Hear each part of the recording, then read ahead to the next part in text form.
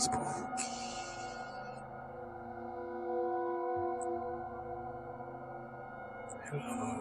Hello.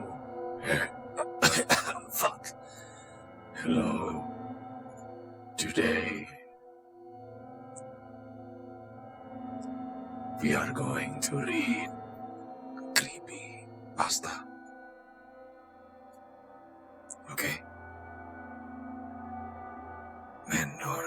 Okay, I will read that first. I will read that one first. I will read that one first. That is my favorite pasta. I will read my favorite pasta. I will read my favorite pasta. Okay, let me move. Please, let me move. This is my favorite pasta. Please enjoy. Man and girl go out to drive under moonlight. They stop at a side of road. He turned to his girl and say, "Baby, I love you very much." "When is it, honey?" "Our car is broken down. I think the engine is broken. I'll walk and get some more fuel." "Okay, I'll stay here and look at the stereo. There have been news report of stairs being stolen." "Good idea. Keep the doors locked no matter what. I love you, Sweaty."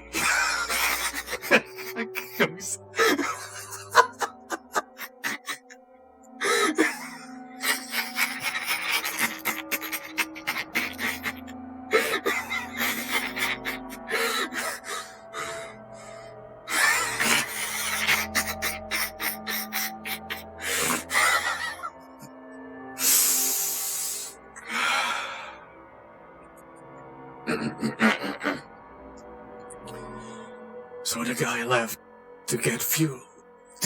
So the guy left to get fuel for the car. After 2 hours, the girl say, "Where is my baby? He was supposed to be back by now."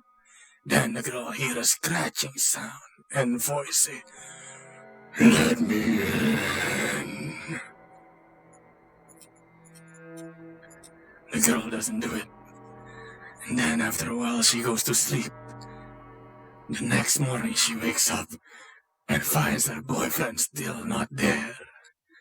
She gets out to check and man door, hand hook, car door. Top. Baca ceritanya sih. Oke, kita kurangin dulu, kurangin. Nggak usah pakai blur aja sekalian. Pakai dikit deh. Man door, hand hook, car door. Gue nggak bisa. I can't. I just fucking burst into laughter when I saw the words, "I love you, Sweaty." Oh God. Okay, so I have a few. I have only 8. I only have 8 because I don't know. People didn't wanna send, I guess. But wait, let me.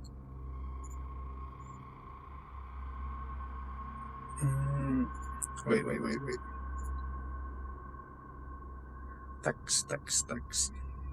Creepypasta. Wait.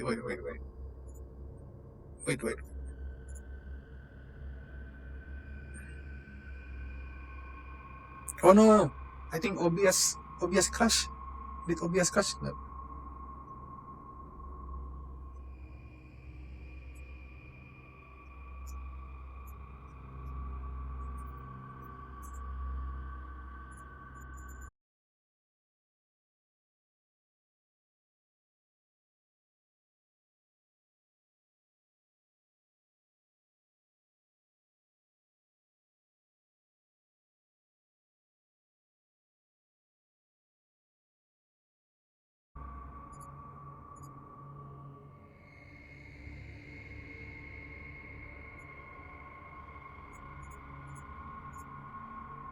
I am back.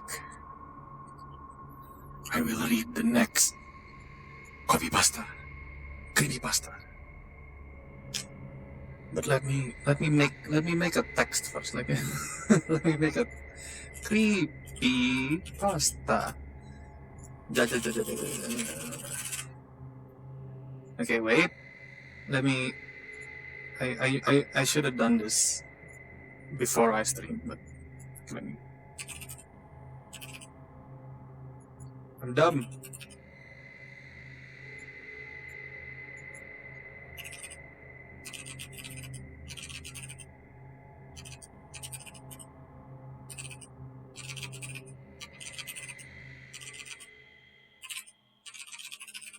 Okay, I think this is good enough. Udah, disconnect protection udah nyala. It is on. Disconnect protection is on. Okay, select font. I will make this small. Too small. That is too small. Too small. 36. Okay, this looks good. Look good. This is a fucking wrong button. Wrong button that kinda it became funny. I'm dumb. Wrong. I pressed the wrong button. It accidentally became funny.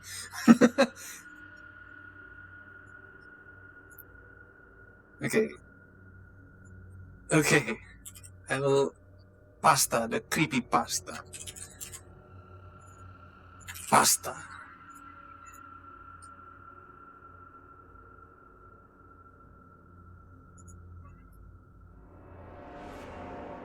We will start reading this now. Jadi gini, aku pernah lagi baca novel di kamar ayah. Tapi kan biasanya kalau baca novel tuh kadang asik sendiri sampai lupa waktu. Anjing, timingnya keren banget. Nah, aku baca dari siang sampai sore.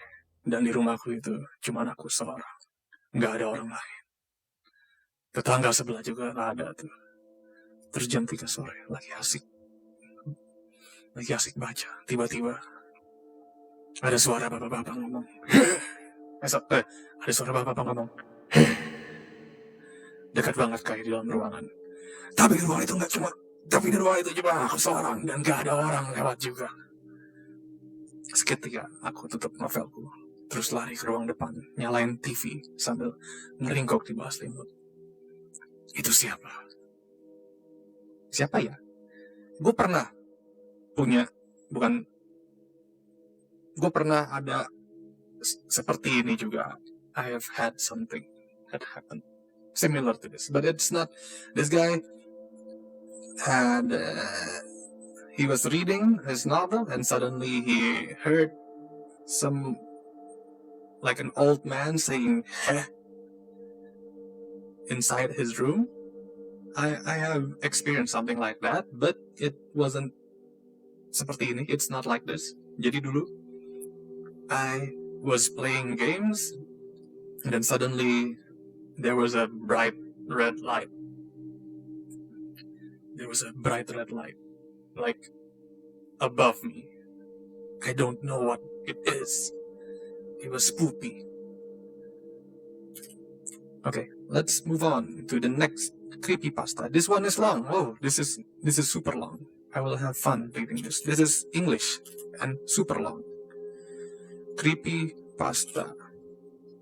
Oh god. Can I scroll? I can't scroll. Okay, fine. PP long. Let's start reading. This happened almost 10 years ago now. I was in high school. The summer before my senior year. I was your typical angsty teen who couldn't wait to get out of the burbs and go to college. I got a job at a movie theater in my town. It wasn't too bad. I sold tickets or manned the concession stand. The best part of the job was getting to see all the movies for free. I would come in even in my off days and see whatever was playing. I didn't have any friends back then, so this was great. This was a great way for me to kill time and not focus on my lack of a social life. Okay, wait. I worked the early shift on most weekdays and got to know the matinee crowd. Mostly it was older folks who complained about the stale popcorn. Pro tip, don't order popcorn in the morning, it's from last night. Thank you for the pro tip. It was during one of these shifts I had first met Brian. He stood out from the usual crowd because he was younger, maybe late 30s, and handsome. He came several times a week and saw almost as many movies as me, always carrying some sketchpad into the theater with him. He was always friendly with me. After one of my shifts, I popped into a theater to catch the second half of some CGI movie. On my way out, I ran into Brian. He asked what I thought of the movie, and we started talking. After maybe 10 minutes of conversation, I asked about the sketchpad. He told me he was an illustrator of children's books and was taking some time off between projects. He came to the movies for inspiration.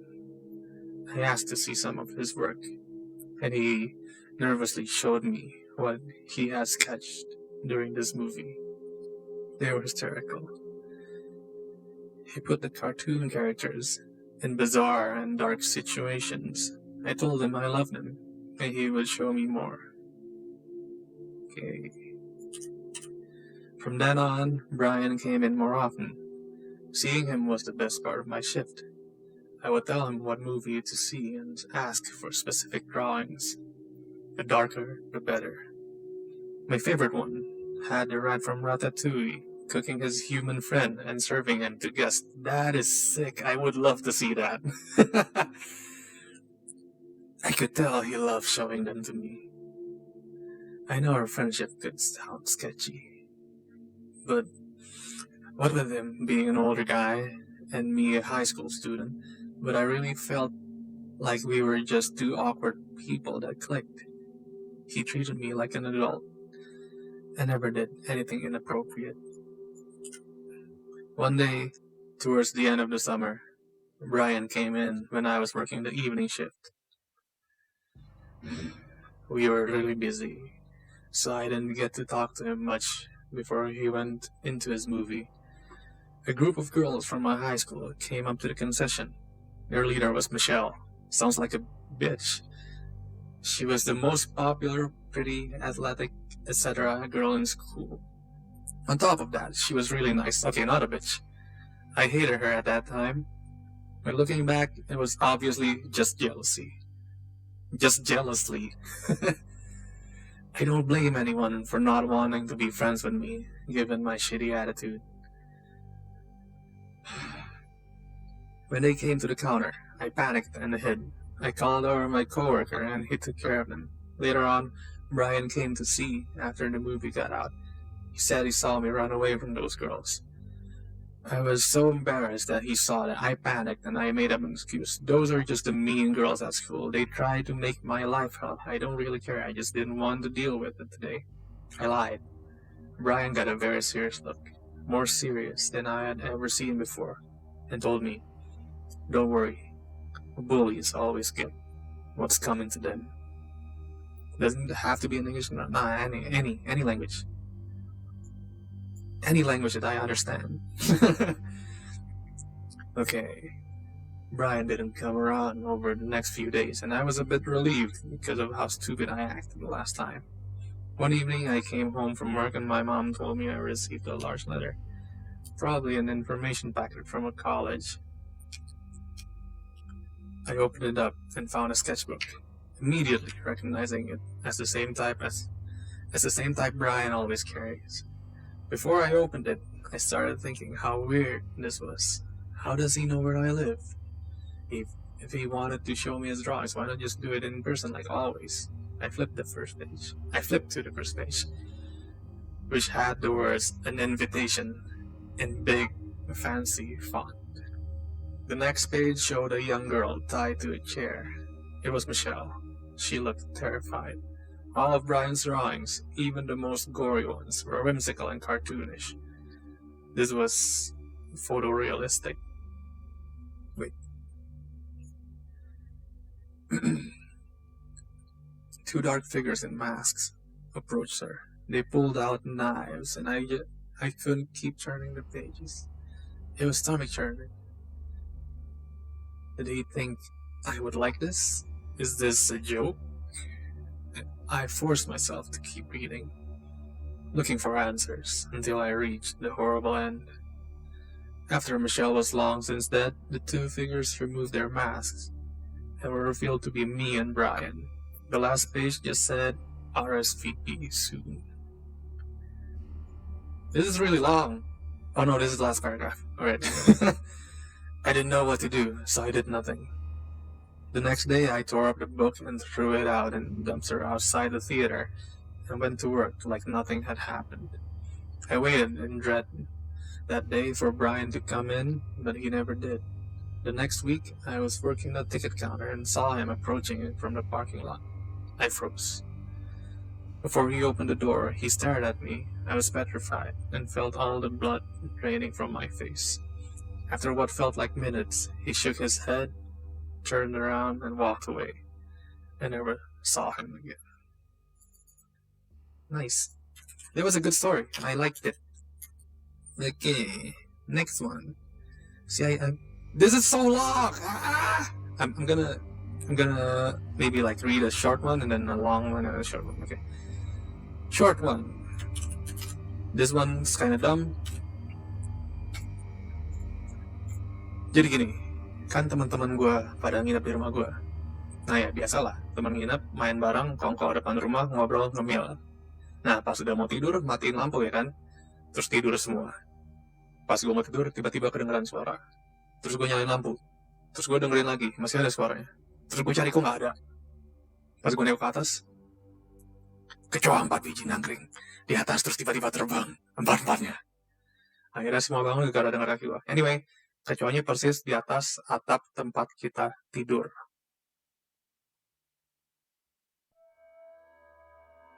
Oke.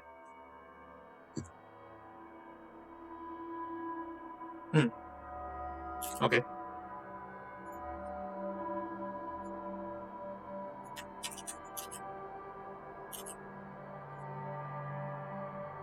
Okay, another semi-short one. Bahasa Indonesia lagi. Pernah dengar pamali soal ngegunting kuku malam-malam? Jadi gini, dulu saya tidak pernah percaya sama pamali. Kesana, apa sih? Nakut-nakutin aja. Jadi ya bodo amat. Sampai pada hari itu, suatu malam, saya merasa bahwa kuku saya sudah terlalu panjang dan ingin digunting saja. Waktu menunjukkan pukul 11 malam, ibu saya selalu berkata, "Pamali ya, gunting kuku malam-malam, ini kenapa-napa?" Tapi tidak saya gubris. Soalnya apaan sih? Nggak bakal kejadian apa-apa juga. Ya sudah, saya menggunting kuku dan tisu malam itu. Tisu, oke. Ya gue udah ngomongin tisu malam-malam tuh udah beda konteks. Saat itu juga sedang hujan. Lalu saya gunting kuku di tangan saya satu persatu. Sampai semua kuku jari di tangan rapi, tidak ada apa-apa. Kan gak mungkin ada apa-apanya. Namun saya mencoba menggunting kuku kaki. Duar! Suara petir. Gue hampir ngomong puting aja. Suara petir menggelegar di luar rumah tiba-tiba. Saya terperanjat kaget. Lalu saya lanjutkan menggunting kuku kaki. Gue gak bisa bilang kuku kaki. Kuku kaki. Kuku kaki. Mana tadi? Saya lanjutkan menggunting kuku kaki. Namun ada hal aneh. Saat selesai menggunting, saya masih melihat kalau kuku kaki masih belum rapi. Gue gak bisa. Masih belum rapi. Lalu saya gunting lagi.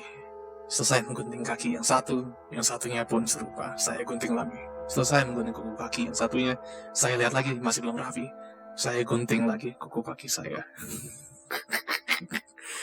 Setelah selesai, tiba-tiba mata saya lelah dan sedikit pusing. Lalu saya pejamkan mata sebentar dan tiba-tiba saya merasa sakit di bagian jemari kaki. Saat saya lihat, ternyata saya memotong kuku sampai ke daging. Ternyata sudah banyak darah di lantai, dan ada beberapa daging dari jari saya berserakan. Lalu saya berteriak, dan ternyata itu hanya mimpi. Saya ternyata tertidur dengan posisi duduk sambil memegang gunting kuku tersebut. Saya lempar gunting kuku tersebut ke laci TV dan bergegas tidur.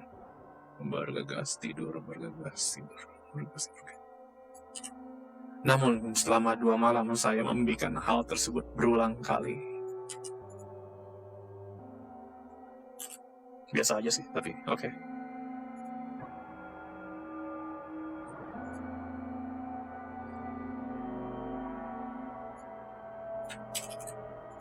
Oh, I know this one. I love this one.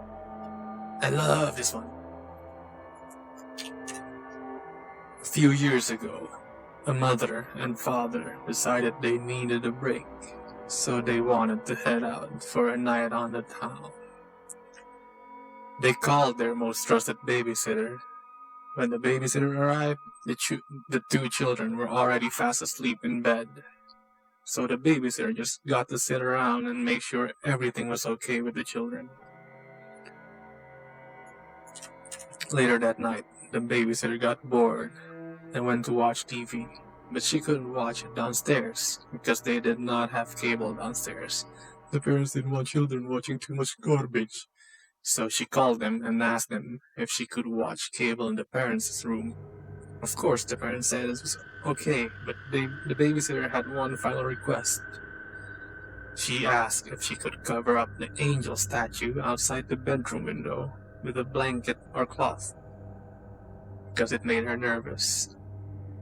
The phone was silent for a moment, and the father, who was talking to the babysitter at the time, said, "We don't own an angel statue." The babysitter didn't say anything after that, so the parents called the police to check. The police found no trace of the children, and the babysitter slumped in a pool of her own blood within 3 minutes of the call. No statue was found. This is how all porn starts. Yeah. This is a classic. I've seen like a bunch of variations of that. Okay, let's start reading some of the longer ones.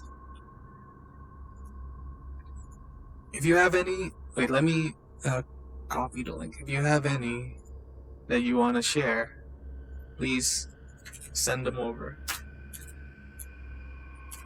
Alright, this one's super long. Super long.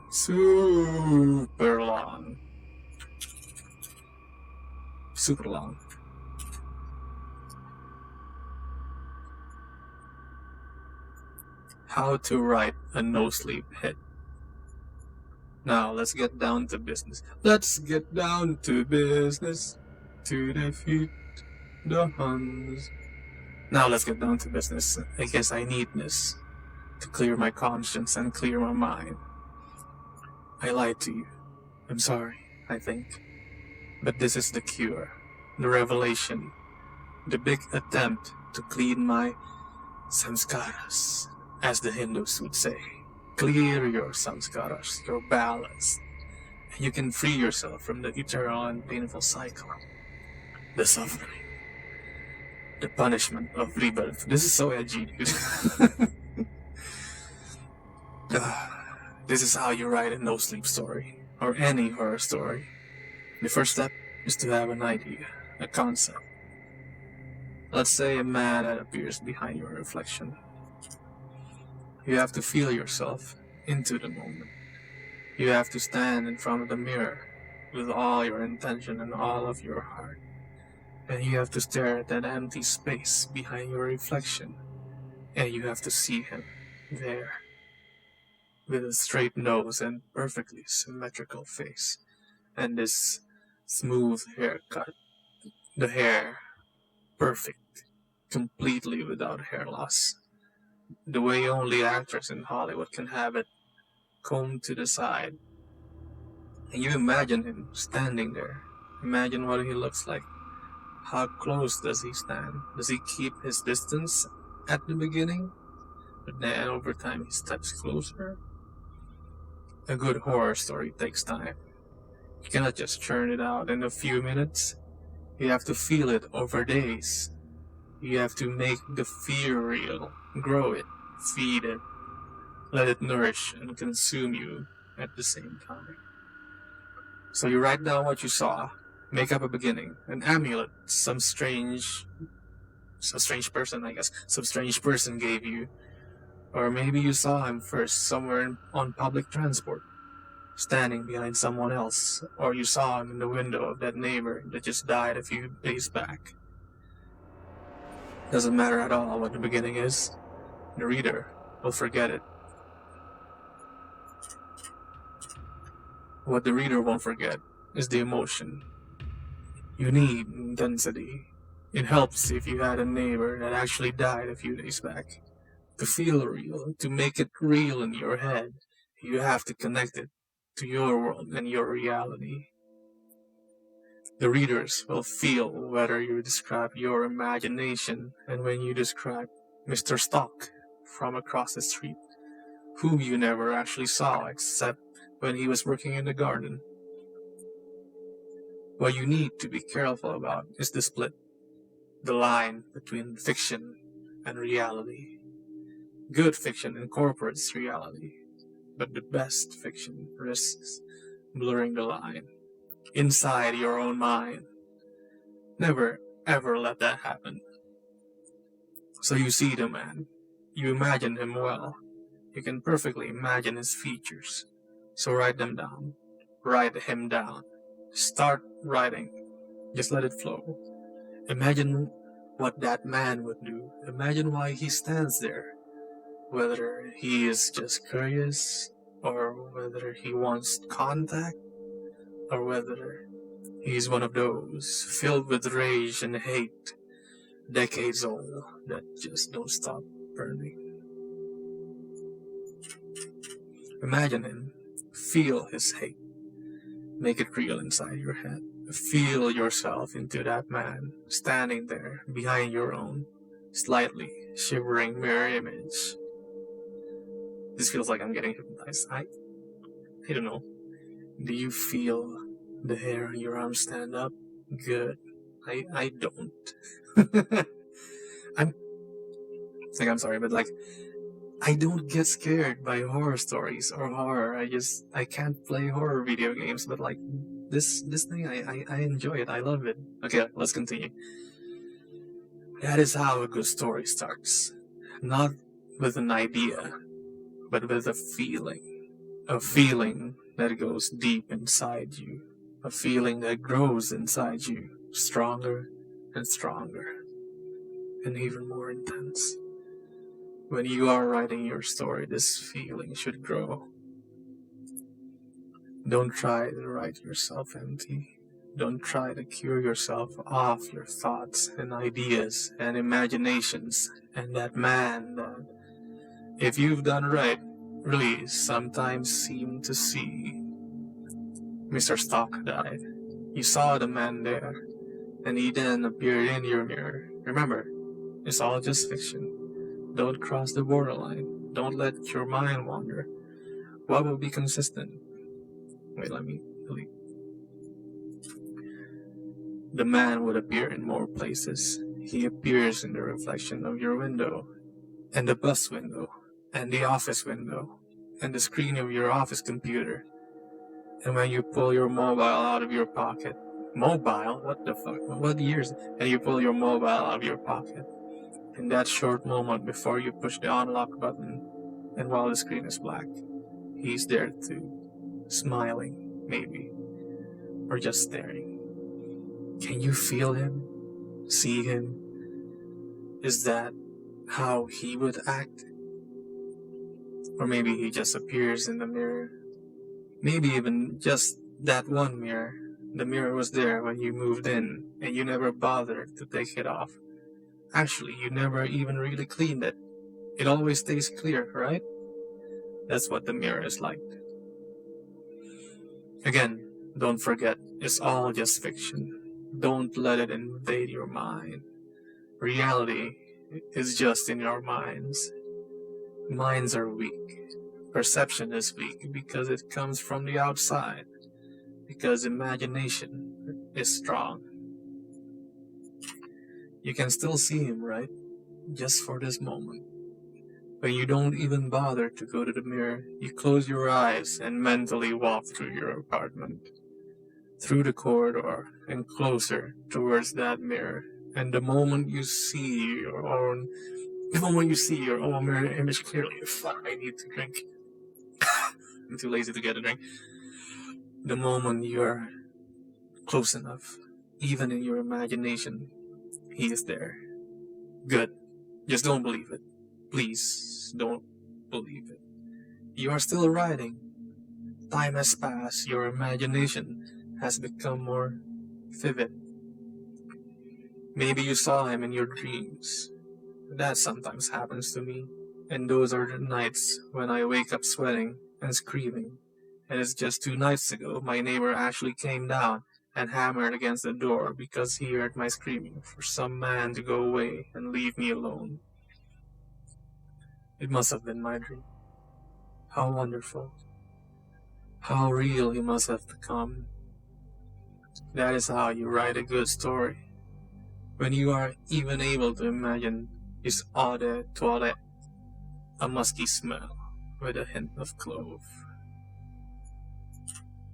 Now, of course, if you want to make a good story really good, it should be closer to reality than you would like it to be. Your life should be interwoven in the story. You pretend you are making things up, but what you are actually writing down are your fears and nightmares. And you pretend that you are not disturbed by those because, well, those are just fiction, right? What does he do, that man, when you cannot stop yourself from standing in front of that mirror? Of course, a reasonable character in your story would stay away from the mirror. He would smash it or take it down, or ask someone else to take it down, or maybe just avoid the bathroom for a while. But you are not in a story, so you can stand there, imagining the man as vividly as you can. You let him grow in your mind, and it will take a moment for your character to notice that the man didn't grow, that instead he just stepped closer. He never moved, but he stepped closer. He is closer, close enough that you can imagine yourself feeling the cold movement of his breath. You feel his shape behind you, blocking the wind and somehow calming the area behind your back. It is easy to imagine the image, to see him in the mirror, but it is a lot harder to imagine the other senses. No noise yet. Of course he won't make noise. Why would he make noise?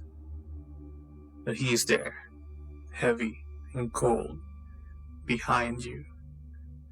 That disturbs the room, the energy, the atmosphere. Feel it. Can you feel it?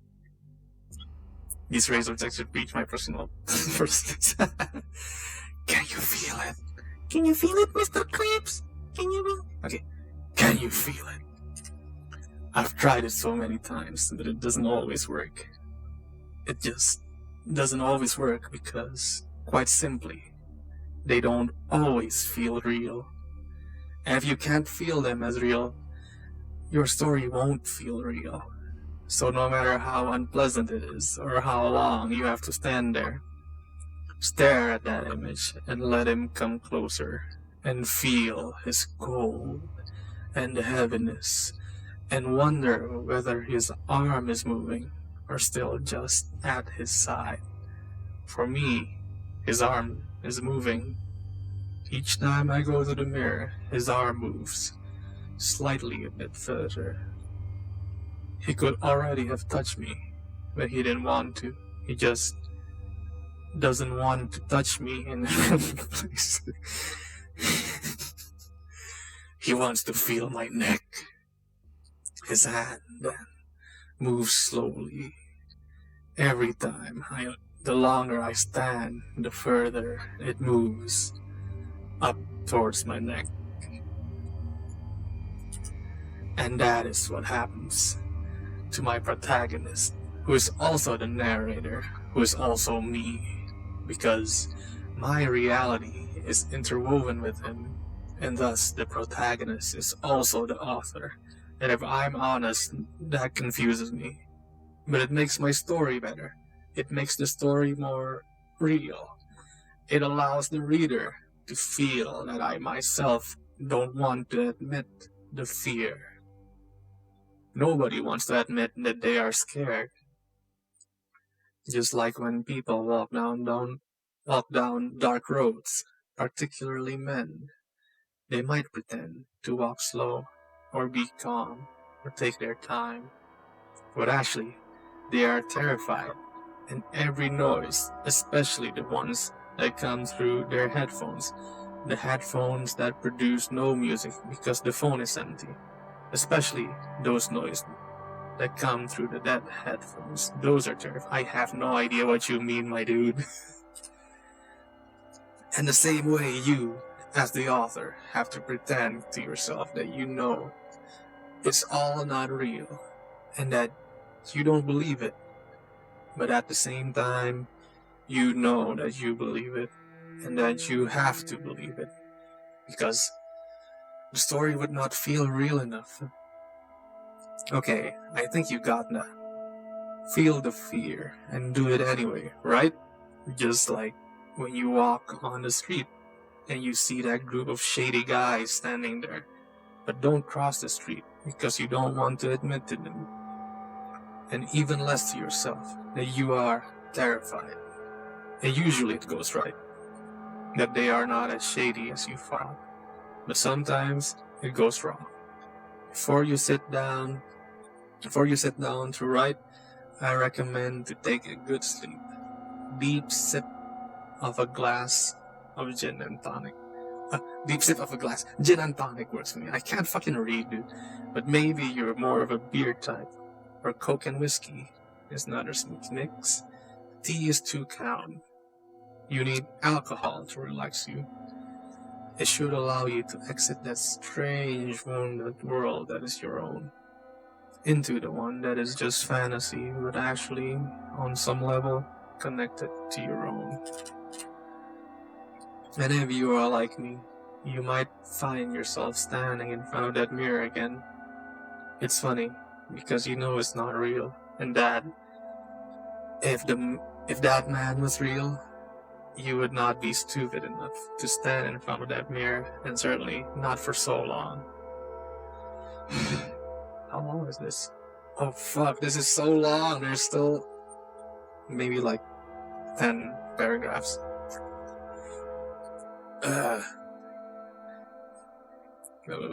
People in horror movies, they are always so stupid, but they also don't know they are in horror movies. They also should think that they are in reality, and in reality, horror doesn't happen. The real horror story was the part short we got along the way. That is true. I really need to get some. I'm too lazy, but I will get something to drink after this story. All those stories, those about unexpected suicides, random guys jumping out of windows for no reason whatsoever, and those sudden psychological breakdowns, or spontaneous human combustions, or just plain good old disappearances. You know they are all not real. There are so many people in the world, they must be real. Just like those guys in China that hide on house roofs to throw acid bombs at young girls. The world is so large that they must be real. But at the same time, it cannot be true that such people exist in your personal world. They would never be close to you. And certainly, none of your friends would ever off themselves for no reason whatsoever. And none of them ever cut themselves and don't remember why, did they? So that mirror. You stand there for inspiration because you desperately want to get that story out of your head, and you just let it move because you know he is not real.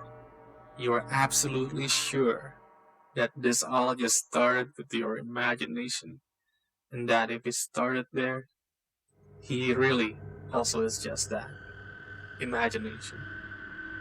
And he moves his arms, and you feel his hand brush against your shirt, and you chicken out. It's okay. That happened to all of us. It is a sign that your imagination is working well. It means you are, or will be, a good author. To be an author means you need a good, vivid, intense, almost too strong imaginations. Okay, what is Sounds that? amazing, Nico, man. no. Donation, nice. Thank you for the $1. Kasi kita sakit ya, takot beneran. Go mute. Go mute this thing personally. Thank you for the $1. The sound is not big enough. I wasn't scared. I made the donation sound loud, but I wasn't scared. Okay, let's continue. So strong that sometimes you yourself wonder what is real. Kira suara donation mau dia cuma dibikin keras banget, tapi ternyata kurang keras juga. And you sit there, ideally writing your own story. Or maybe you write to somebody else about how you prepare for writing stories, how you imagine strange women on the street, or random people speaking to you, or amulets, or that Mr. Stock died, or that there is a man in the mirror. And it's okay if you confuse reality and imagination. That is part of the art. Part of what has to happen if you want to write a good story. If you want to be an author, Tolkien was a hobbit for some days, and Rowling was a Harry Potter or Hermione Granger for a while, and you will have to be a scared human being with endorphins and adrenaline and hopefully some good gin in your blood. And that's all you need to churn out a fucking good story, and nothing more and nothing less, because really, Tolkien knew he was not a hobbit.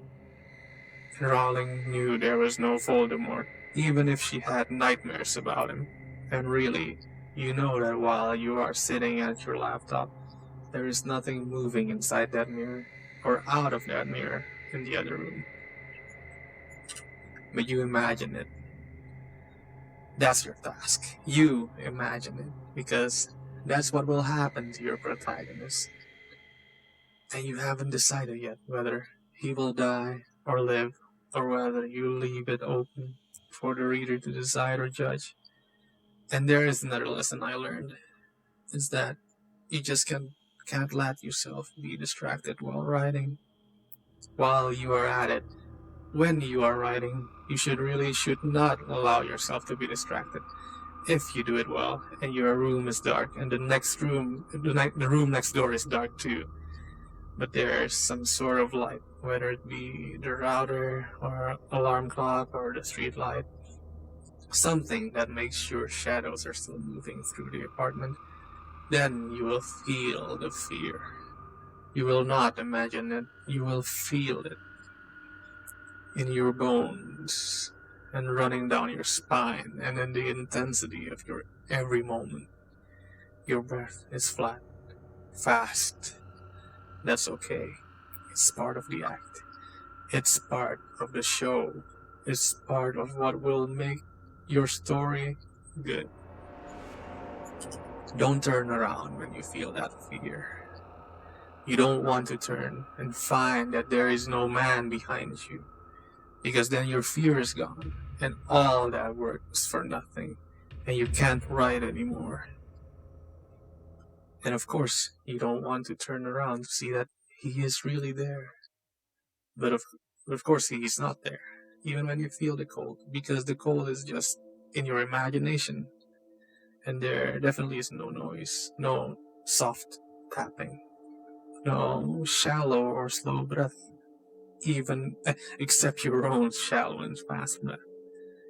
Because he is just in your imagination, and the reason you don't turn around is not that you're too scared to turn around, but rather that you don't want to lose that fear and that image. You worked hard. You worked for that fear and that image, and you want to. I can't fucking read. And you want to make sure other people can feel it too, because after all, that is why you write stories and why you do all this to yourself. Because you hope to be read, and you hope that the other one understands your fear was real. Fucking why? The D and KATSUKi dyslexic. I am. Fucking. This story is too long. It's too. Okay, let me count. 1, 2, 3. Okay, 4. This is the last few paragraphs. All right, 4 paragraphs. And when your protagonist feels the cold right now, when you describe how the cold grows behind his back, slowly, like a wind or a wave, emitted from a single freezing point right behind him, a point that is moving closer rapidly, faster than he did while he was still in the mirror. That's when you should feel it too, running down your spine. So that's how you write a good story. All just fiction. All just fiction. All just fiction. Your imagination, nothing more. But you have to feel it deep inside. Ah, this is a good. I feel you deep inside. This is a song. I can't. This is a fucking. Okay. You have to feel it deep inside. You have to feel the cold, and you can't turn around. Because then the fear would be gone. And the other option, it is stupid. It is stupid. Horror is not real. These things don't exist, even if you imagine them. The cold is not real, and the movement in the air is not real. And when you stop writing and hold your breath, and something is still breathing in the room, that is just your imagination. Just your imagination. Let it grow. Allow the man to touch your shoulder and neck. He's just in your head. There is no cold. Nothing real. Nothing that can hurt you. Just don't turn around. Alright, I'm gonna turn around and I'm gonna get some drink, alright?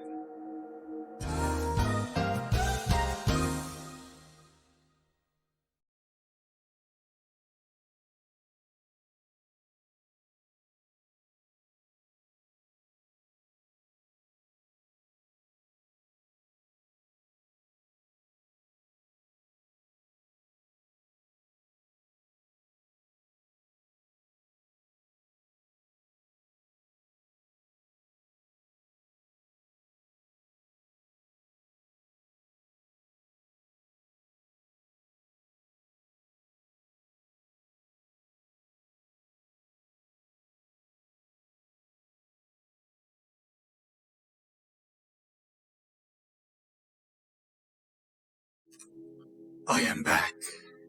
That was so long. Okay, let me find a shorter one. Again.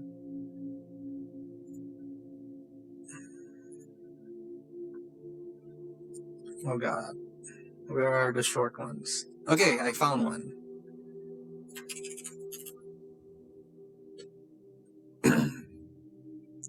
There was I know it was good. It was good. It's probably from Reddit. You know, Reddit like stories are long.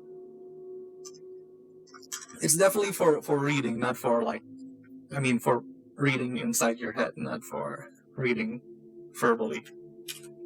Okay, a shorter one. It is in Indonesian. Maybe I'll translate it. It's interesting. Okay, let me drink.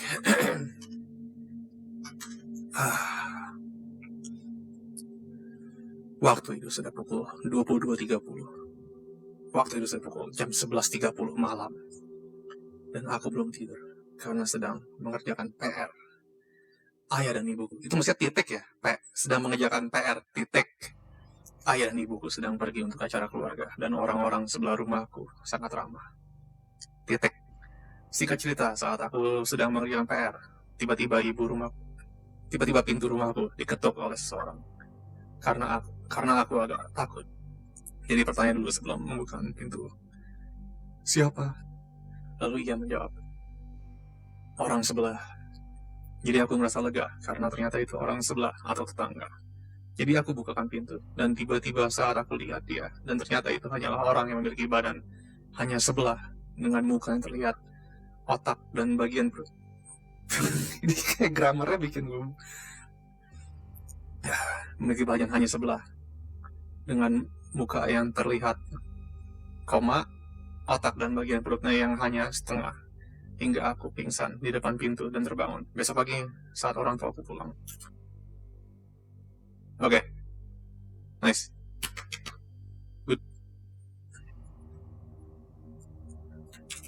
Good story. Ini kayak hampir selevel Mandor Handhook Cardor. Gue jadi pengen baca itu lagi ini. Oke, ini dari viewer. Ya semuanya dari viewer, tapi jadi ini katanya real story. Jadi waktu itu nginep di rumah saudara, pas malam-malam nggak langsung tidur, main PUBG Mobile dulu sama temen sampai jam 3. Pas mau tidur di kamar saudara yang waktu itu masih SD, tidurnya di kasur model yang bawahnya ada tarikan. Gue tahu tuh, gue tidur di bawah. Karena gue tinggi, jadi kaki gue gantung, gak semuanya ketopang kasur. Kamar waktu itu dingin banget, karena dia emang kalau ngatur suhu AC sekitar 20, yang menurut gue lumayan dingin. Gue bangun lagi buat ke toilet, biar gak kebangun pas tidur. Pas masuk kamar kaki biar gak kena selimut, karena masih basah. Dengan rasa dingin di kaki, karena AC lumayan dingin, kaki basah dan menggantung keluar kasur.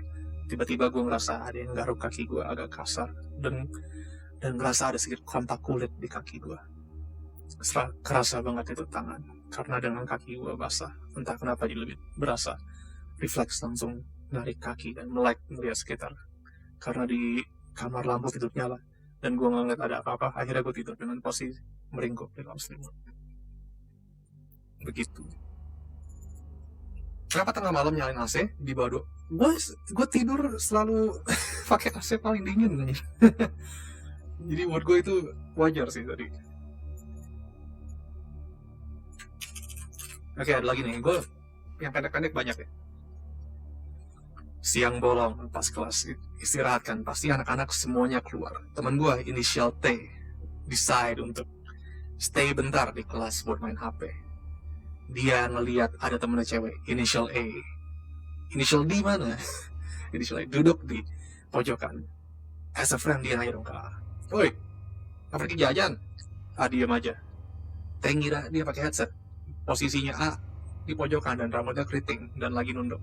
Akhirnya T decide untuk pergi keluar untuk ke kantin. Dia masih lihat A di pojokan. T nanya lagi, "Titip jajan nggak?" Kali ini A jawab, tapi cuman sambil geleng-geleng. T keluar jalan ke kantin. Dia tiba-tiba ngelihat A.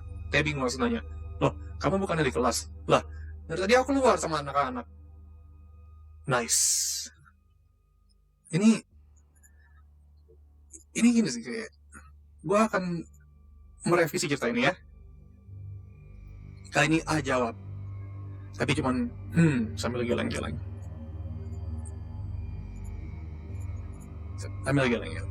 T keluar jalan ke kantin. Dia tiba-tiba ngelihat A. T bingung langsung nanya, "Loh, kamu bukan dari kelas?" "Lah, aku dari tadi keluar sama anak-anak." Goblok.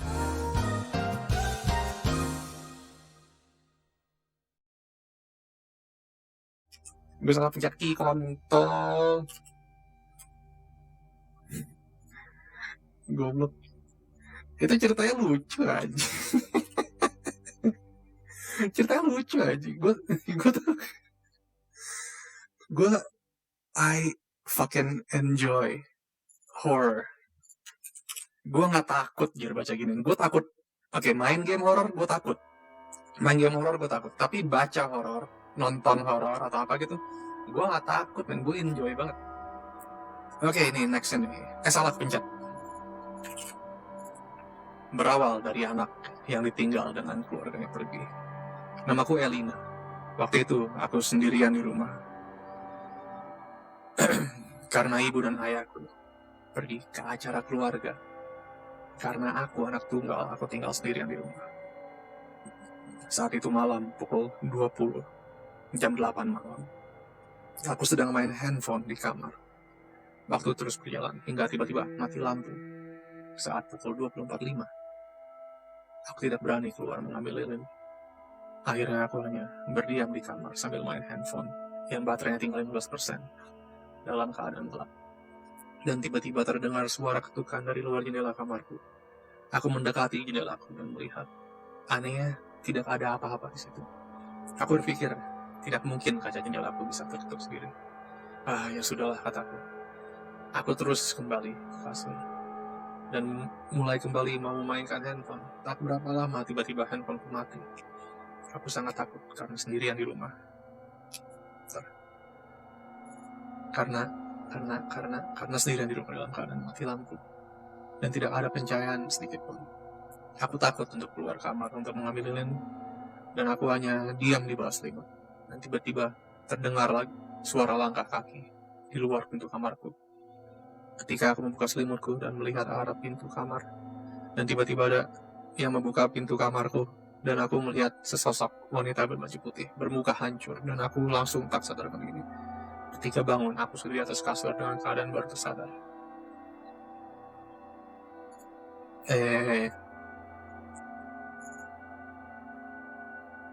Aku tidak mengerti. Tapi good effort. Okay, let us read the longer ones. Ini nggak terlalu panjang, nggak sepanjang yang tadi kayaknya sih. Ini katanya ini cerita lumayan terkenal, enjoy. Lumayan terkenal.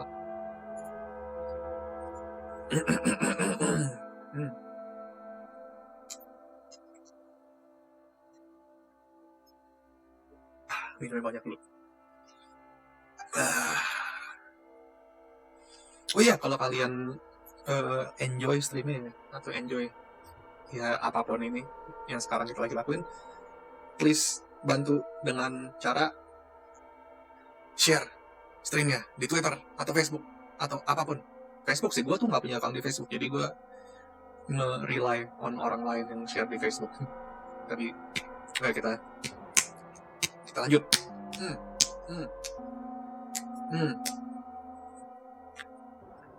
On the 26th of December 1900, a small ship was making its way to the Flannan Islands in the remote outer Hebrides. I have no idea where that is. Its destination was the lighthouse at Eilean Moor, a remote island which, apart from its lighthouse keepers, was completely uninhabited.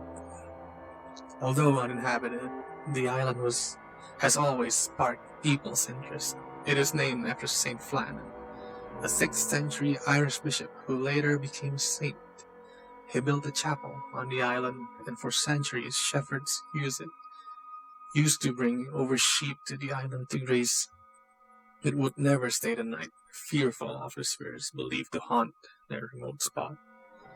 Captain James Harvey was in charge of the ship, which was also carrying Joseph Moore, a replacement lighthouse keeper. As the ship reached the landing platform, Captain Harvey was surprised not to see anyone waiting for their arrival.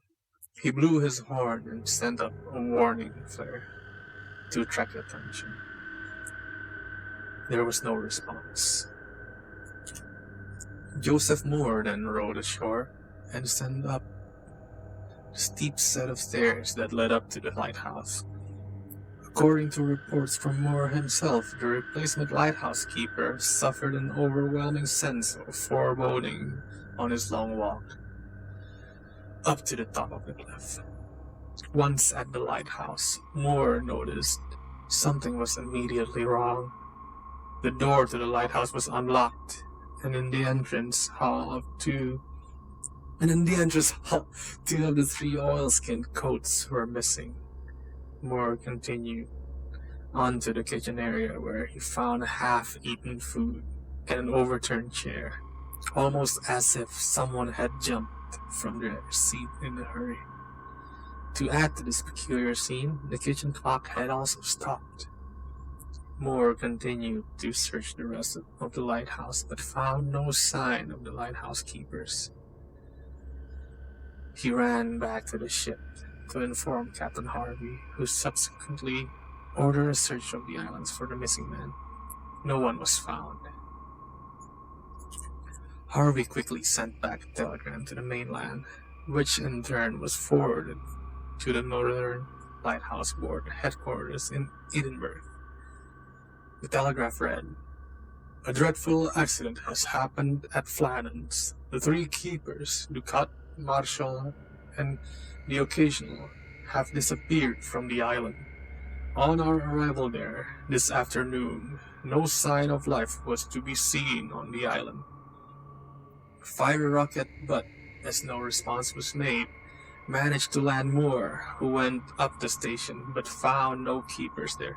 The clocks were stopped, and no other signs indicated that the accident must have happened about a week ago. Poor fellows, they must have been blown over the cliffs or drowned trying to secure a crane or something like that." Wait.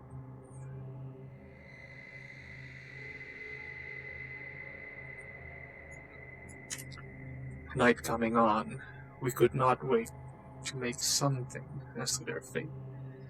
I have left Moore, MacDonald, buoymaster, and 2 seamen on the island to keep the light burning until you make other arrangements.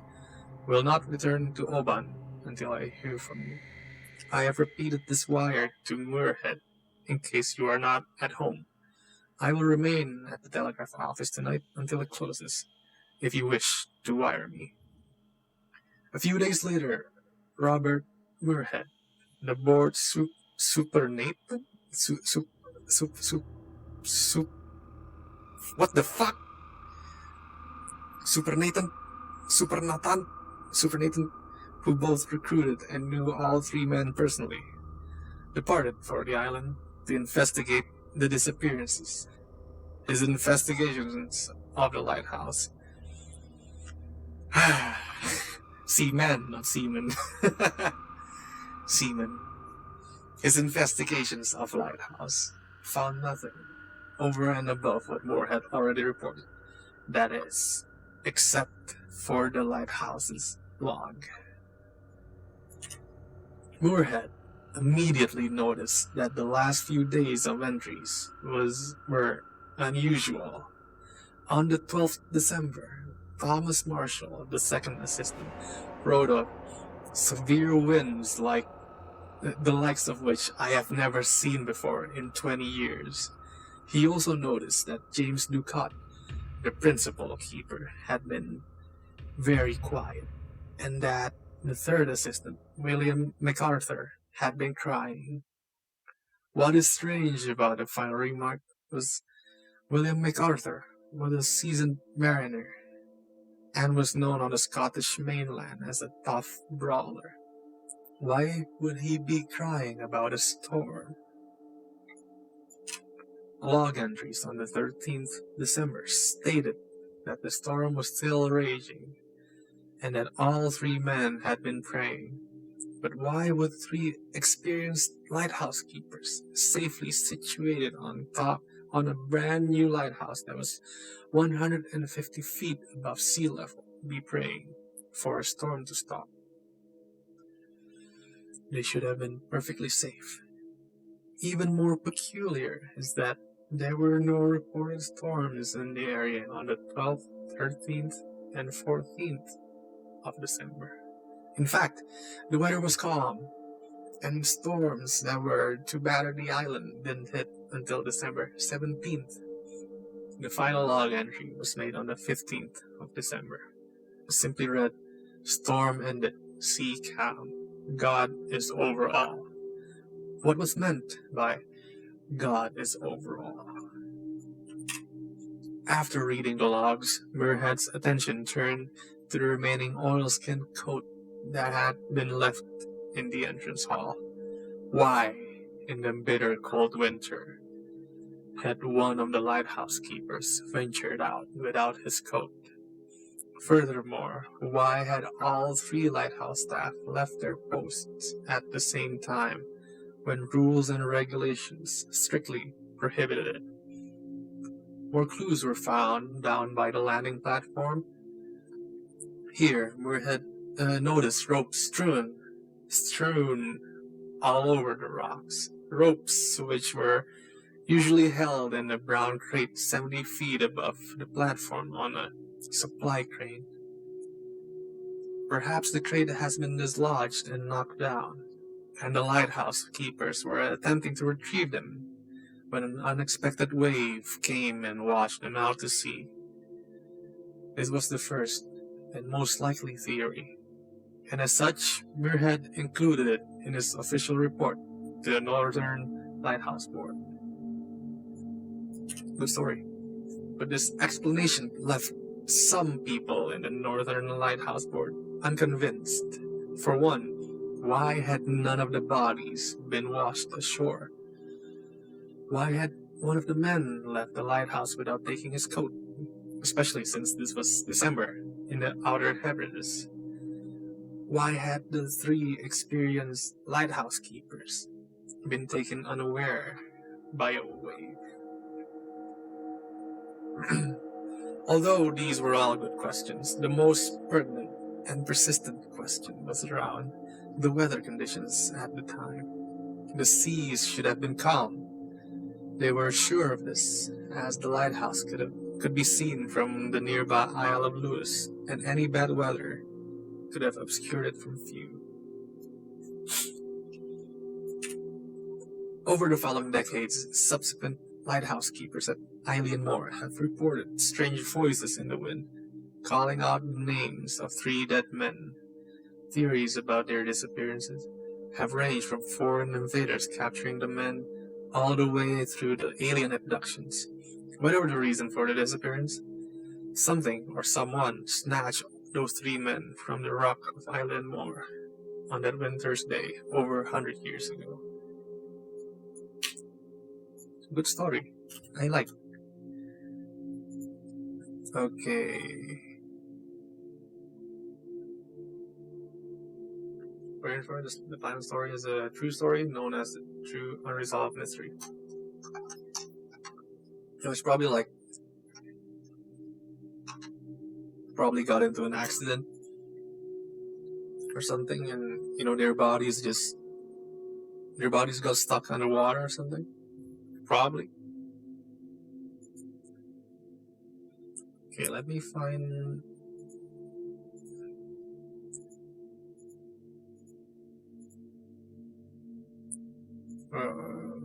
There's a super long one. Super long.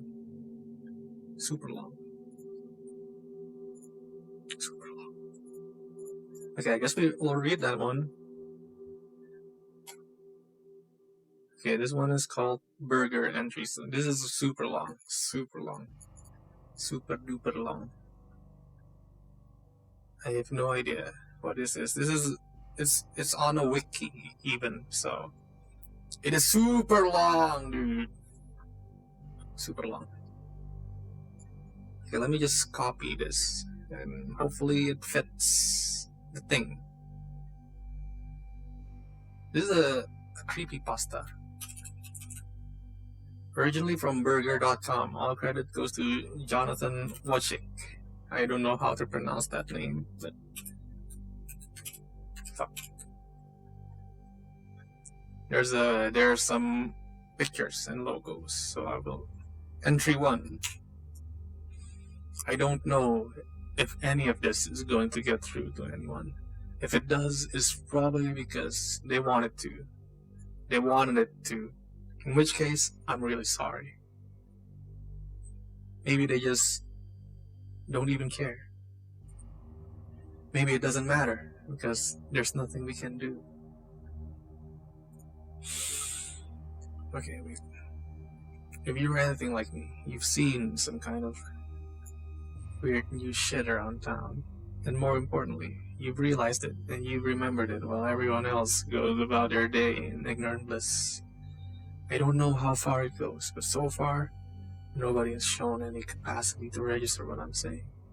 I can spam it up and down the internet and I don't get one relevant response. Nothing. I've considered that I might just be crazy.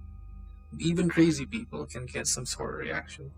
Someone will at least try to humor them, calm them down. I've tried doctors, police, professors. They all just stare off into space when I start to describe this shit, like something is actively blocking the exchange of information. My biggest fear isn't even that I'm all alone. My biggest fear is that I might still only perceive bits and pieces of something bigger, or worse, and my capacity to perceive all of this is shrinking.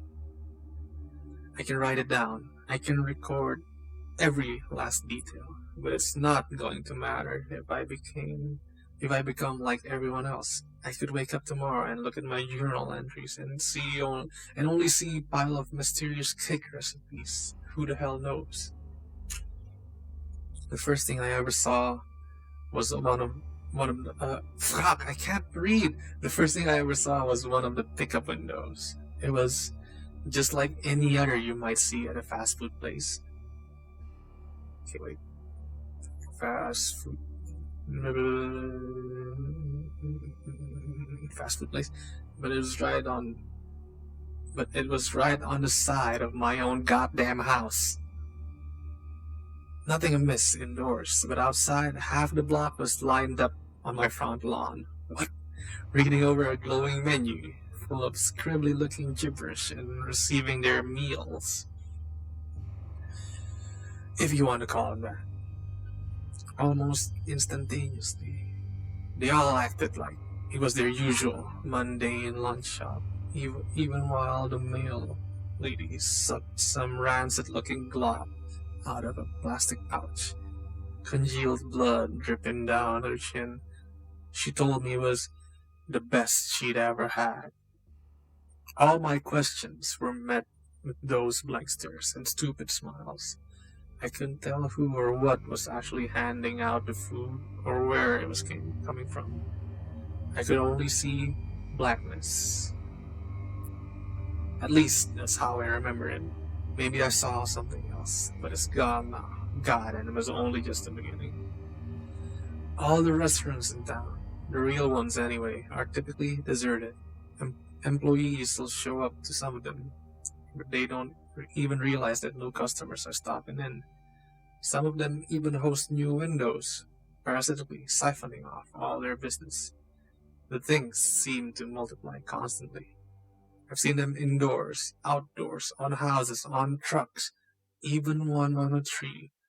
A window to nowhere on the trunk of a fucking tree dispensing deep-fried slop to an ignorant gaggle of hikers.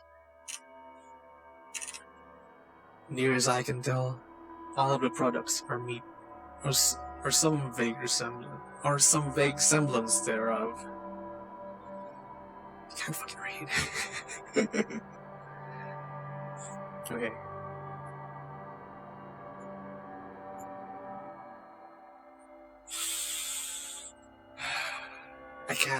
I can't always tell what kind of animal or even what kind of body part it used to be. I've seen things that could have been dredged from some black, godless, deep-sea trench. Gelatinous slabs of flesh in blindingly unnatural colors. Fried bugs just slightly larger than any I thought existed. It isn't just the windows either. I've started seeing this shit right on supermarket shelves. Foreign-looking packages with that same gibberish language on it. Occasional bouts of quasi-English like number a million taste, what? Or it can dream a great flavor. It all has the same stupid logo on it too. Sometimes burnt right in the cuts of meat.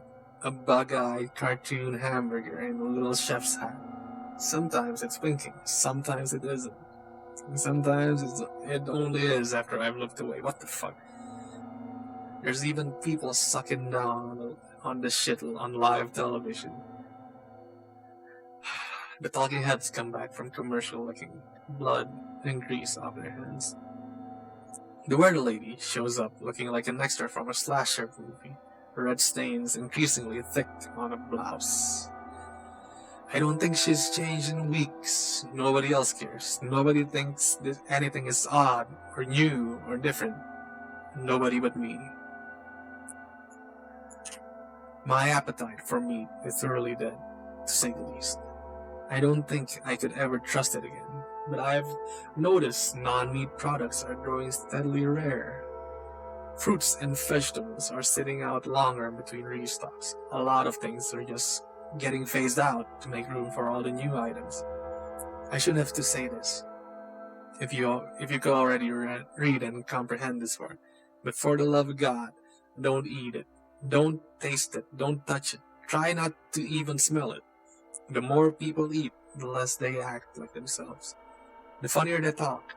If you know something's up, but you can't see what I'm seeing, I advise you to stick to cereal. I haven't found anything fishy about any of the cereal yet. I can't begin to postulate what's behind it all. Aliens? Terrorists? Illuminati? Reptiloids? I could believe damn near anything at this point. Okay, that was entry 1. Here is entry 2.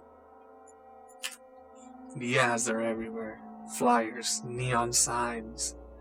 It's long. We'll just skip to the next one at any point. There's any more 5 points. Alright. No, I think this is like one of the last few, so we will just read it. It's fine. The ads are everywhere. Flyers, neon signs, billboards. All of them written in some weird foreign language I can't find any match for. Plastered with goofy artwork of bug-eyed hot dogs and steaks and less identifiable things. People stop and stare at them compulsively, pupils dilating, while their clouded mind registers God only knows. A lot of people say the same exact thing, in the same exact tone and rhythm, every single time. This would probably be better if there's an MP3 or something. There's probably an MP3, a soundbite or something. But yeah, I'm gonna try. That sounds good enough to eat. Probably, I don't know. Alright, I hear it 100 times a day when I risk going out anyway. Then they all head straight to one of the impossible windows. The infected supermarkets, the rapidly multiplying vending machines, or one of the green doors. Those awful fucking green doors. I don't know if they actually knew, or I'm just newly capable of seeing them. The first one I noticed had grown, for lack of a better word, on a back wall of our local ShopRite. An ugly, faded seafoam affair. Smeared windows shaped like their burger logo. Chrome handle flecked with rust. Same as all the others I've seen since. People were coming and going at a steady pace. But even when I staked it out for a good 6 hours, I never saw the same patient come back out again. I guess that should have been a big warning sign, but I couldn't take it. I had to know. It didn't lead into the store, of course. I knew it wouldn't. As soon as I stepped inside, I was assaulted by the sound of eating, feasting, wet, breathy, chewing sounds, drowning out everything else, tugging at my gag reflex. There were bars, tables, and booths, scattered in disorganized patterns around rows and rows of buffets. Many seats were occupied, but the bulk of the customers were eating on foot, wolfing shit down right off the bars as they went along. I knew none of them could comprehend what they were really doing, where they really were. The decor was almost, but not quite, in the style of a retro 50s diner, maybe with a dash of Dr. Seuss. A lot of the furnishings looked chunky, soft and plastic, like they were designed for children, though I can't imagine any children with such depressing taste. Booths were lined with putrid, off-green cushions. Tables were a hideous yellow tan with chipped chrome trimmings. The floors were pale blue tiles, like a public restroom. Many pieces missing or disheveled. The walls were more of that tacky chrome interrupted by fake wood paneling, giving way to glass windows from about waist height to the ceiling. Yes, windows, not visible from outside. I had stepped through a door in the middle of one plain solid brick wall, but from the inside, it was glass. It was glass all around. They were so thick with grime that I could scarcely see through them, but I could tell it wasn't the correct view from behind the ShopRite. It looked more like some murky storybook vista, simple, blocky houses on rolling green hills, fuck. Despite the steady stream of people coming in through the door, I couldn't see a single sign of movement or life out there. I began to wonder if I might look suspicious. Just standing around and gawking while everyone else was heading straight for the food. I thought I might as well make some effort to blend in. Mistake number one. Most of the offerings were typical of the shit coming out of those takeout windows or invading the grocery shelves. A heap of raw red steaks sat on a bed of black clotted blood. Oversized, pasty white drumsticks dripped cold yellow juices. A long throw of chunky, pinkish slop jiggled like pudding as people scooped it onto their trays or straight into their grease-caked faces. I think I pulled my shirt up over my nose around this point. My father recognized a lot of exotic fare. Frog's legs, chicken feet, beef tripe. Those are delicious. I fucking love those three. But I couldn't be quite certain. I wasn't sure if chickens had that many toes, or any frogs I knew of grew exactly that large. There was a tray of what I thought were fat, segmented seed pods, until one of them abruptly curled and uncurled, twice, like a beckoning finger. Absolutely made my skin crawl. There were tongues. There were brains. There was something like clear yellow spaghetti in a pasty brown sauce. At least, that's what I'm going to keep telling myself it was. There were fish fins and goat eyes and even bones, just steaming hot, perfectly bare white bones. I could barely take the sight of anyone eating. Mrs. Faber, a grim and crotchety old bag from down the street, was digging like an excited child through a big heap of what looked like horse teeth, sucking off whatever scraps of gum tissues she could find. I felt my stomach shudder. We made eye contact, and for a moment I almost thought I saw a look of horrified clarity. Like the fog was almost lifted from her mind and she was just about to ask me what in God's name she was doing. Instead, her eyes glazed over, and she smiled, that chillingly idiotic smile. Just like Mama used to make, she said in a hokey, sing-songy tone she'd have never been caught dead using, popping another gnarled, yellowed molar into her mouth and sucking noisily. That sounds lewd.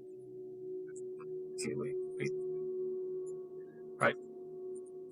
I could taste my own bile by the time I backed away from that godless orgy of culinary depravity. That's when I saw it. The thing I've come to think of as an egghead.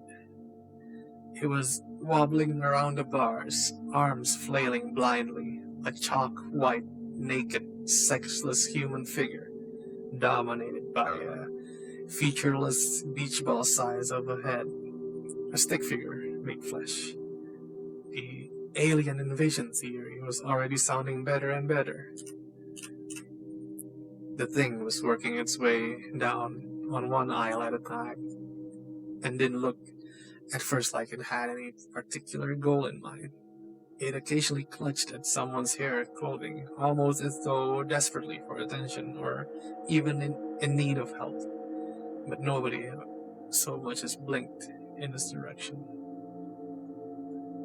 I assumed I can get away with ignoring it like everyone else, until it finally hobbled its way down the opposite aisle and crossed my direct line of sight. It froze there. The blank, smooth egg face turned directly towards me. I don't remember the sprint home, but I do remember it was the dead of night when I exploded out of the ugly, greasy green door. It couldn't have been later than noon when I first entered, and I couldn't have been oogling at the horrors therein for more than 40 minutes from my perspective. I don't know if anything followed, but I barricaded myself in my bedroom that night just to be safe. The doors and windows are everywhere. If you can read this, only go out when you must. Don't go anywhere new. It might be newer than you think. Alright, this is entry 3. I think there's like... Okay, let me check. It's kind of long, but there's only like 6 entries, I think.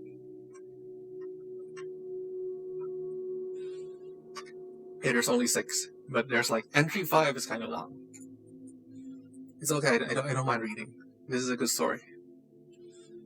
Okay, entry 3. They used to be people. The eggheads. I've seen it a lot in the weeks since the buffet. Not everybody shows the signs, but some people, the ones who get hooked on the hardest on that sick foreign meat slop, only seem to gain weight from the neck up. Hair falls out, and the first thing to disappear are the eyes. Then the mouth seals shut, and the whole head smooths over.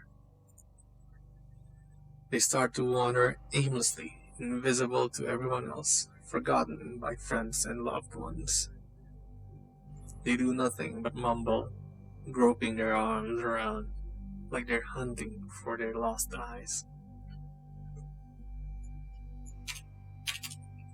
Like a diary type?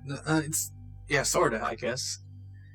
There's a lot of entries. There's 6 entries, but entry 5 has a lot of parts. Alright, I killed one today. I'd spent my afternoon scrounging around town for normal things to eat, an increasingly challenging task. Avoiding the overly weird shit is only half of it. I have to be careful for anything that boasts a new formula or improved flavor. Sometimes I just have to scan the package for the hamburger logo, or check the ingredients for some gibberish like extracted bone jellies or natural life parts, whatever that means. Okay, wait.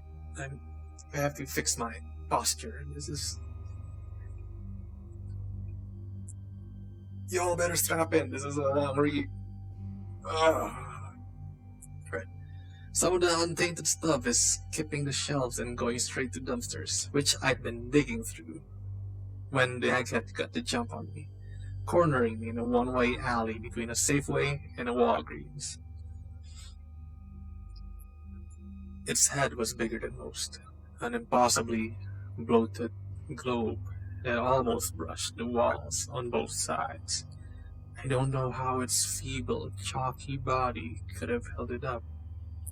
It was barely more than a skeleton, thin skin shrink-wrapped tightly to its bones. All that remained of its former identity was a black tie, swaying like a pendulum from its pencil-thick neck. Its coherent mumbling sounded at once panicked, apologetic, and threatening as it staggered towards me, limbs outstretched. I had nothing to defend myself with but a bag of stale bread and a warm can of Coke. I screamed at it.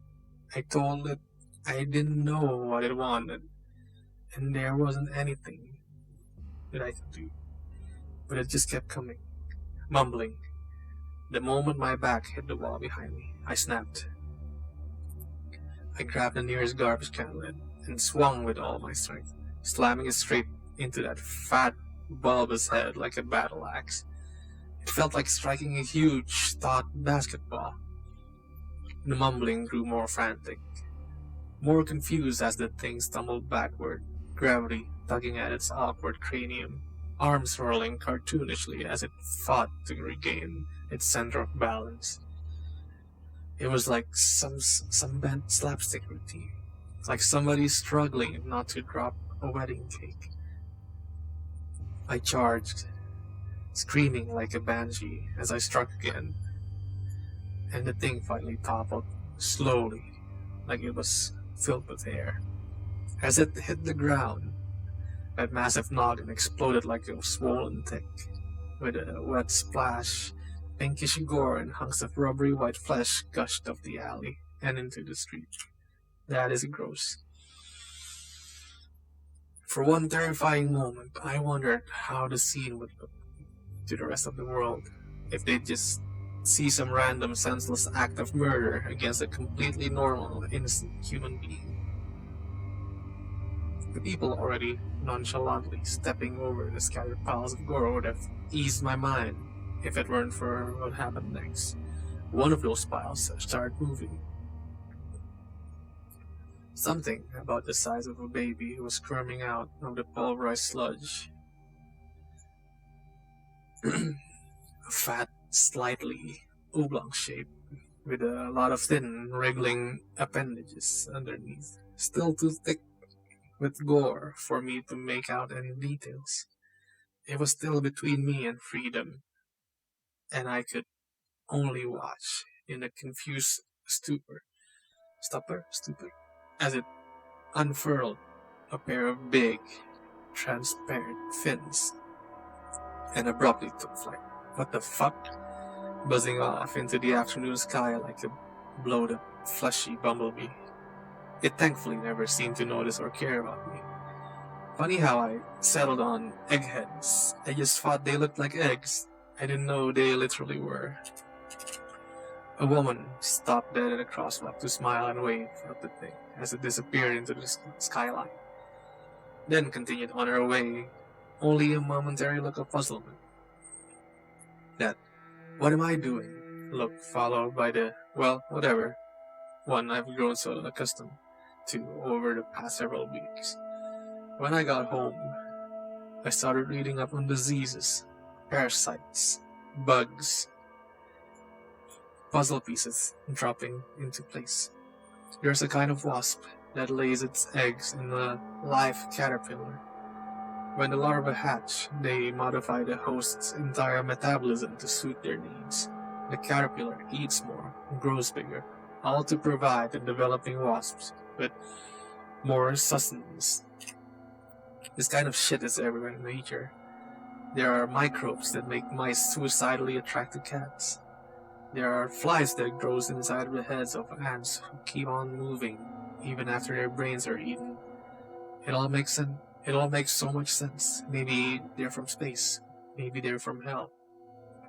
Maybe they've always been here, toppling one species, one civilization after another.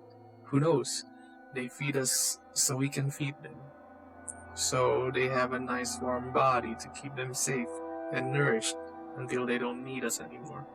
We're just a herd of cattle, oblivious to our position in life, as we're fattened up and slaughtered by something that looms just above our understanding of the natural order. Okay, wait. I don't know why I can see them, why I can see what they're feeding us. I'm like a cow who grasps exactly what goes on in the slaughterhouse, and I can't stop thinking about what a cow could ever hope to accomplish with that knowledge. Your guess is as good as mine. Okay, that was entry 3. Now we're going to entry 4.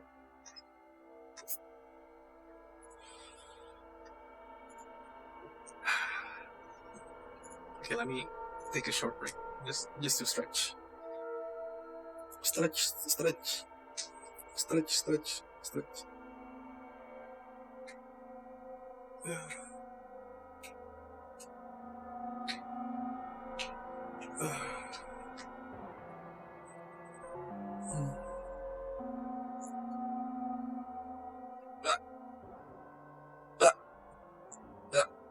stretch. Alright. Stretch. Don't forget to stretch and stand up and drink and I don't know. Don't forget about your own health.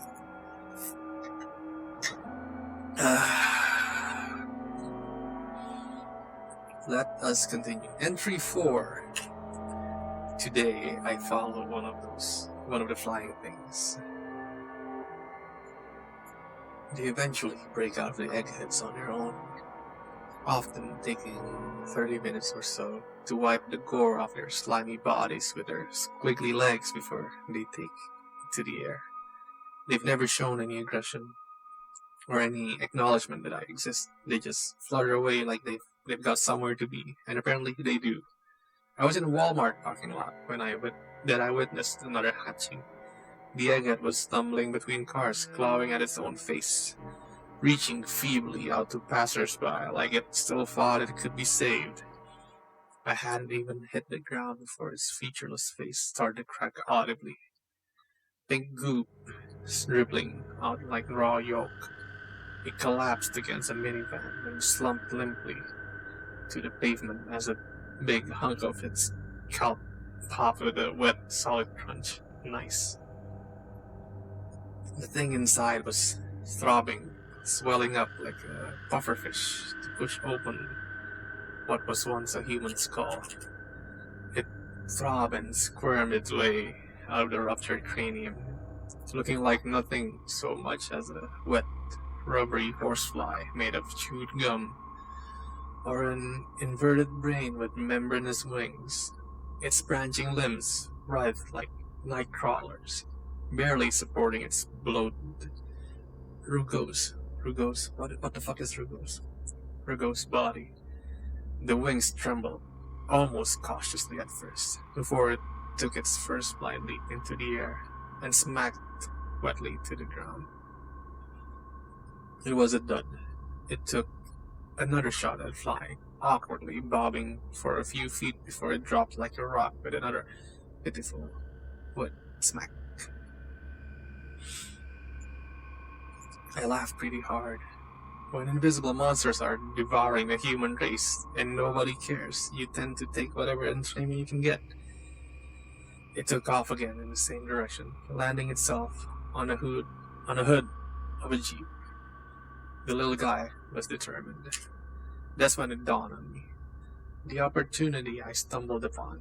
They'd always disappeared into the sky before I could even get a sense of their direction. But I could easily tail this one on foot. I figured, worst case scenario, I'd see nothing new and have to take a bus back into town. As luck would have it, its destination wasn't far. I came close to giving up, waiting for the damn thing to collect itself every 10 to 15 feet, watching it plummet like a bent paper airplane and flounder like a dying fish for minutes at a time. But not an hour had passed before I learned its little secret. Half a mile from the crumpled remains of the egghead, a porta-john. What the fuck? Between the magic doors, garage advertisements, mutant snack food, and odd shit I can't even begin to get into, I never stopped to think about the bright blue portable toilets that seemed unusually common as of late. I never needed one, and the seemingly perpetual roadwork guzzling our tax dollars for as long as I've lived here. It's not as if they were all that strange a sight. The grimy plastic door quietly swung open as the brain bug flopped closer. I feigned disinterest, doing my best to pass by as obliviously as everyone else, but snuck a quick glance into the open honey pot. The brainfly, as I decided to dub them, was already careening down a long, dark tunnel, stretching as far as the eye could see, all somehow contained in a single small, portable shithouse. Nothing unusual these days. As I made my way back to my car and drove the rest of the way home, only one thought persisted. I had to know Reality was unraveling around me. Former neighbors were fighting in the streets for rancid mouthfuls of fish guts. Giant hamburgers were lighting up the night sky on neon signs that would dwarf entire buildings. I can't fucking read. Fuck. Things were eating people from the inside out, and all I wanted was an answer. Even a hint.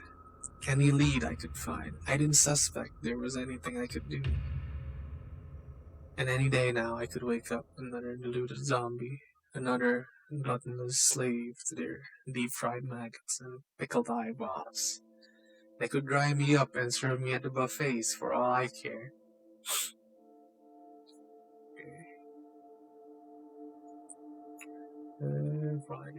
I just had to know where that damn tunnel went, where the brain-eating bastards were really going. I laid awake that night, my mind racing with images of alien motherships, parallel realities, and subterranean cities. Tomorrow I'm going in. Either I die knowing one more piece of the puzzle, or I somehow kick their gooey little asses. Who's to say they'll even be prepared for an intruder if they think they've got us all fooled? I don't expect to be some kind of hero, but so far, I'm the only one I know who even has a shot at trying. That was entry 4. Okay. It's still quite long, but it is entry 5. Entry 5 has 9 parts, so 5.1 until 5.9. I like this story. I don't mind reading it. Might be the last one though. Okay, wait, let me check if there's some other new ones. This might be our last one. Okay, this is our last one. I'm gonna turn off responses. Okay, this is the last story, guys. We're gonna be here for a while. So, please go get something to drink or eat, and we will continue.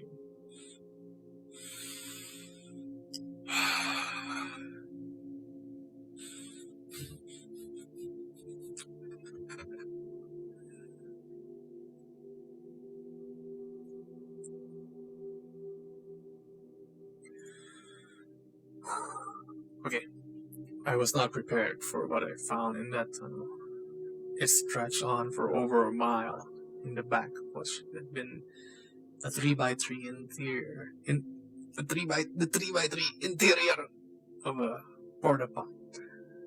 I'd been led there by a flying brain, and what I found still succeeded in surprising me. I'd planned to come prepared, but there was ultimately little that I thought would be useful. I packed a store-bought survival kit, ropes and flares and whatnot, and a heavy metal snow shovel. The only weapon I really thought would accomplish anything. Okay, what about a gun? You live in fucking America, you have Walmart, you can buy a gun, alright? You can fucking bring a gun. Fuck, dude. The eggheads only ever responded to bludgeoning, and even then, it only seemed to speed the hatching process. No way I could have hit one of the brain files with a bullet. What do you mean? within the closed space, I suppose I could give one a good whack. Okay, this guy fucking sucks. You can fucking just get a gun. Okay, get a gun, go get some training, and then go train for like a few days, maybe a week, and then go do this thing, dude. It's fucking what a dumbass. Besides the fundamental impossibility of its existence, the tunnel was wholly unremarkable. A slightly rounded concrete corridor interrupted only by a squarish rusted grates. The distant droning escalates as I progressed, and soon enough the tunnel gave way to what I suppose I can describe as a sort of factory floor. I don't know how long I spent just standing slack-jawed, my brain fumbling over itself to process everything I was seeing. Think of everything that comes to mind when you hear machinery.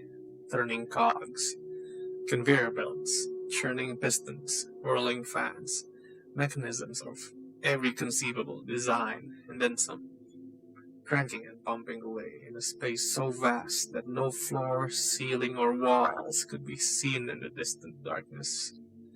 Now imagine somebody threw all that away and hired clowns to remodel.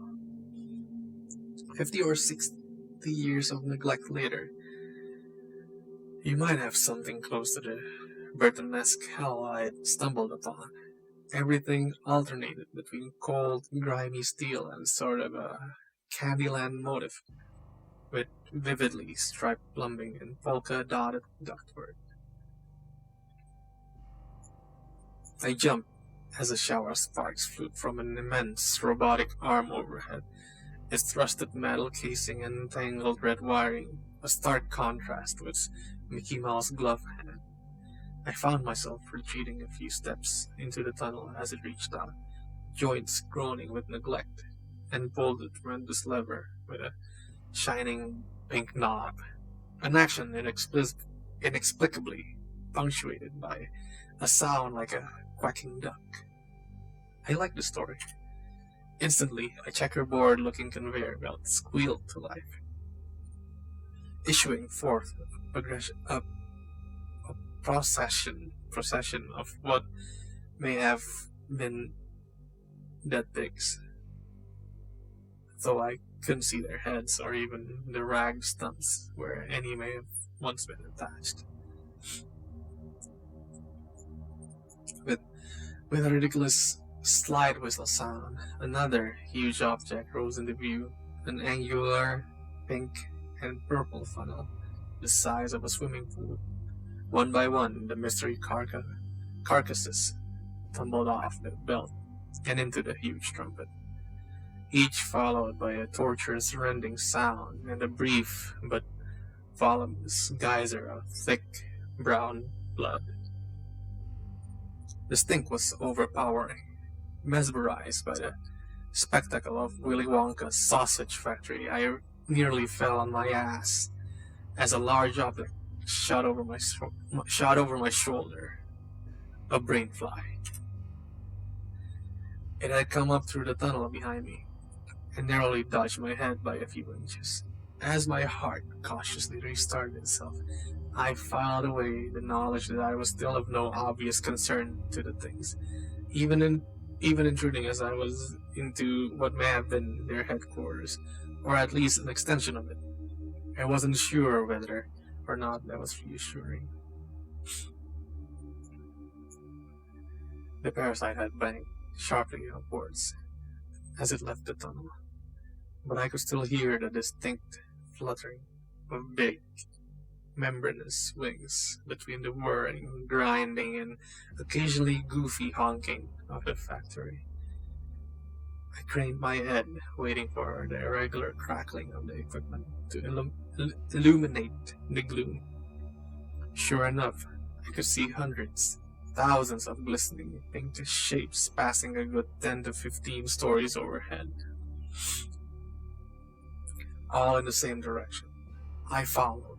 A network of catwalks made navigation relatively easy, and I was usually able to keep sight of the concrete wall I'd emerged from. Tunnel entryways were frequent, brainflies periodically zipping through to join their brothers and sisters above. Even if I lost my way, I was confident that another tunnel might empty back into the real world, and probably in a populated area. They needed bodies after all. I shuddered. I shuddered, not at a thought, but at how casually the thought had come. I was growing too used to this, uncomfortably comfortable. The Susian slaughterhouse offered no shortage of grotesque spectacles. Rivers of meat slush oozed their way along metallic chutes as wide as city streets. Putrescent corpses bobbing sluggishly in the current and sometimes against it. Towering circular saws loomed like macabre Ferris wheels. chewing their way through slabs of solid, fresh meat that could have fed whole towns. What living thing could even have that much flesh on it? A steady splattering, a steady splattering turned out to be a blender the size of a small house. What the fuck? Truly, just a scaled-up household blender. It even had a giant-sized dial, albeit with only one labeled setting. Excite! I suppose you can describe the endless truckloads of live, white mice pouring into it as excited, in a sense. I passed bubbling lakes of entrails, entrails, fermenting tanks of gasping fish heads, mountains of broken, bloodied bone, an endless procession. I still don't know how to read them. An endless procession of meat hooks, ferried by bizarre menagerie of carcasses along with a tangled railway system, from skinned cattle to things I doubt you would have found in any textbook.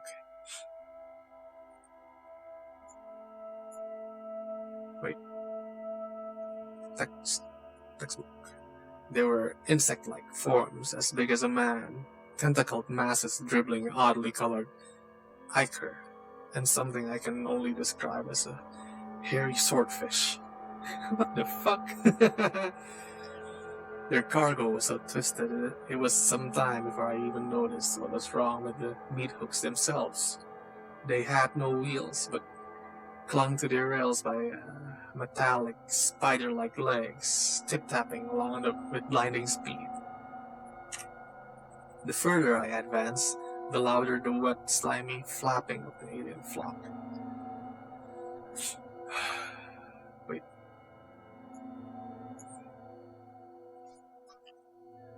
Alien flock? More and more streams were converging into single mass migration, their collective wings nearly drowning out the buzzing, grinding, and splattering of the factory. I still wasn't sure what I was looking for, but I knew I was getting closer. That was entry 5.1. Oh god. Oh god. Okay. Break time. Stretch. Everyone stretch. Okay? Everyone has to stretch.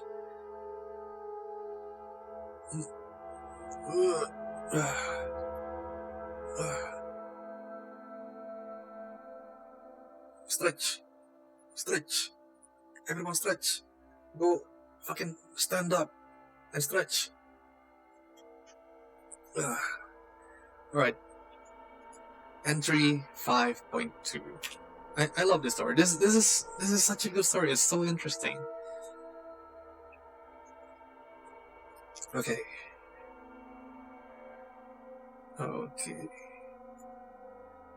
I had ascended 6 levels from my starting point when I had my first run-in with non-brainfly life.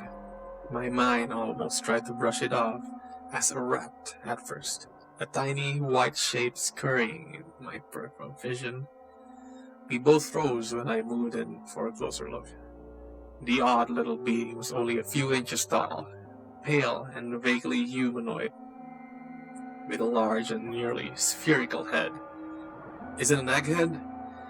It reminded me strongly of one of the eggs at this night. Okay, but there was little chance this thing had ever been human. Where there should have been eyes, there were only a pair of gaping, bloody-looking holes, and its mouth was a simple, circular hole. In its pale, translucent little hands, it carried a hunk of meat. It didn't look dangerous, but it could have breathed fire, for all I know. I cautiously raised my shovel and took a step back, not wanting to arouse any aggression. And the diminutive imp jerked into motion. In an instant, it crammed the meat into one of its empty eye holes and took a flying leap off the catwalk, landing with a soft, wet splat on the lower level and scampering off into the darkness. Nice. Right. From that point on, the tiny creatures seemed to be everywhere. I'd catch them watching me from around corners, or busily snatching scraps of food from the conveyor belts. I suppose the rat comparison wasn't that far off. But if the brain flies flew, and the little goblin things were only vermin, exactly who or what had that catbox been constructed for? I would get my answer soon enough. Entry 5.3. Following Following the airborne river of winged brains, I was ultimately brought to what seemed at first to be a steel wall, held together with colossal beams and rivets. To either side it appeared to gradually curve away, the exterior of a roughly circular structure. High above me, my stream of brain flies were pouring through a grated porthole, 100 feet wide, gaps just large enough to accommodate their wingspans. I could make out additional portholes to my distant left and right, more slimy flocks streaming in. This had to be it. Home base, the mothership. The catwalk continued through a significantly smaller porthole into something like a vast stadium, distant electric lights confirming a circular shape about a mile across. Its floor was solid, polished concrete, while the ceiling was obscured by a torrential storm of living bodies, dozens of brainfly streams converging into the open roof of a looming concrete tube at the center of it all. A good 20 stories in height, an eerie green glow poured from the top of the monolithic tower, like some doorway to another realm, a wormhole back to whatever obscene universe that things truly called home.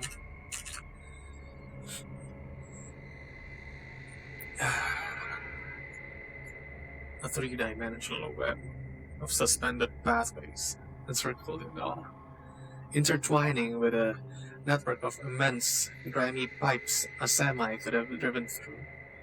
It was all so magnificent, so horrific, I almost didn't realize I was still moving forward, my jaw hanging in a dumb fascination. Nor did I immediately grasp the significance of a metallic sound from behind me. A sound like a gate being shut.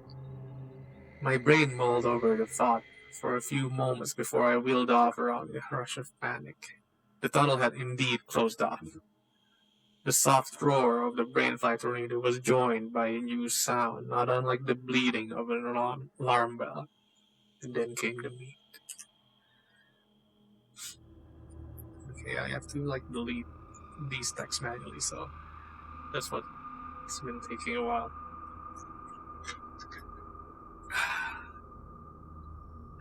I had the good sense to start moving as soon as the nearest gaping pipe began to shudder and gurgle, trickling a thin stream of red-brown slime for a few moments. Fuck! For a few moments before finally erupting with a torrent of chunky sludge. All meat. Meat and meat juice. A few yards away, another pipe vomited to life. At first, I thought the intention would be to drown me. I didn't doubt for a second that there was enough meat in the factory plumbing to fill this place completely, but it was quickly apparent that my demise wouldn't be so simple. The meat seemed to spread out much further than mere gravity would dictate. Wherever I ran, it seemed to flow directly towards me, winding in streams like pseudopods of an enormous amoeba. Not my imagination. Oh, okay, wait. It was the worst case scenario, but at this point, far from surprising. I'd already seen moving, twitching things come out of the takeout windows, things that couldn't possibly have been alive, but wriggled frantically even as they were torn apart and devoured the increasingly fatter, greasier mouth of my neighbors. A chain of green-tinged sausages rose shakily from a nearby heap, like an intoxicated cobra. I gagged a little. Emerging mostly from the outer edges of the chamber, The living flesh was forcing me closer towards the tower, where I would have no choice but to ascend the catwalks. I was probably going to die either way. It was probably going to be hideous. At least I might sneak a glimpse at what an alien world on my way out. Entry 5.4. Wait. Right. By the time I had climbed only 3 levels, I couldn't see any empty floor space below me. Only a solid lake of meat, rippling with unnatural life, like a pit of deformed, blood-soaked maggots. I could see pieces beginning to climb after me, questing blindly until it figured out the stairwells or simply creeping snail-like up the side of the tower. A few managed to catch up with me, or even cut me off momentarily, but the shovel turned out to be an excellent choice. What I couldn't smash was severe. I heaved over the side. Something like an inside-out penguin dawdled up to my feet on the 4th level. One good smack and it crunched wetly into a perfect comical disc, still wiggling uselessly. Rancid brains burst out like spoiled pumpkins under my wrath. A writhing mass of intestines inexplicably squealed and died once I chopped off what was it loosely employing as a head end. A giant heap of pinkish slime gave some momentarily trouble on the 6th level, shrugging off one blow after another, until I was stricken by its overwhelming chemical stink and brandished one of my flares, hoping it might be flammable. As though it knew exactly what I was thinking, it retreated like a snail into a rusted metal drum it had been lugging along. Though individually pathetic, the meat creatures were persistent and increasingly bizarre. Somewhere on the 8th, possibly 9th level, I turned around to find a big fish head attempting to sneak up behind me, tiptoeing comedically on a pair of eerily human feminine legs.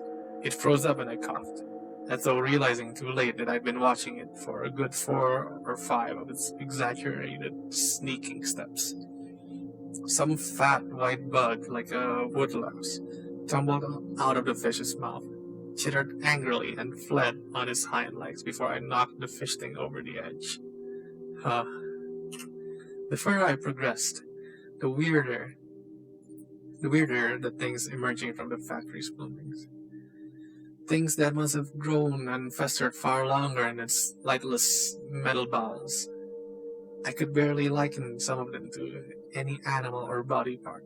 Pustuled yellow tubes looped along like inchworms, and tentacled black blobs floundered like stranded fish in pools of their own yellow-green secretions. I was waging a war against hot dog scraps from Planet X. Okay. That's good. I really like the writing on this one.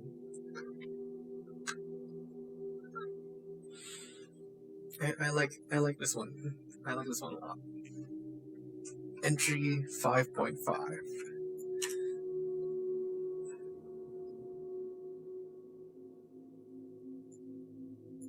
I was beginning to get cocky. No matter how horrendous, every meat beast had an easy weak point. I was increasingly confident I could make it home alive, wondering if perhaps they had only put the world under some sort of hypnotic spell because we were simply too powerful, too dangerous for them to defend against. I was beginning to feel like a hero after all, like I was living my own video game. This should be a game, like honestly. Would be a good, 1 to 2 hour horror game. You know, those Unity games? Would be pretty okay, I think. Like SCP, yeah. This self-important high was cut short on about the 15th level, when the first real wrench was thrown into my hit things with a shovel strategy. The thing blocking my path was not made of meat, not on the outside at least. It appeared to be made entirely of iron, rugged, and nearly black. A torso like a department store mannequin stood up atop three jointed, knobbly legs, and his single arm terminated a pair of jagged tongues, periodically clacking shut.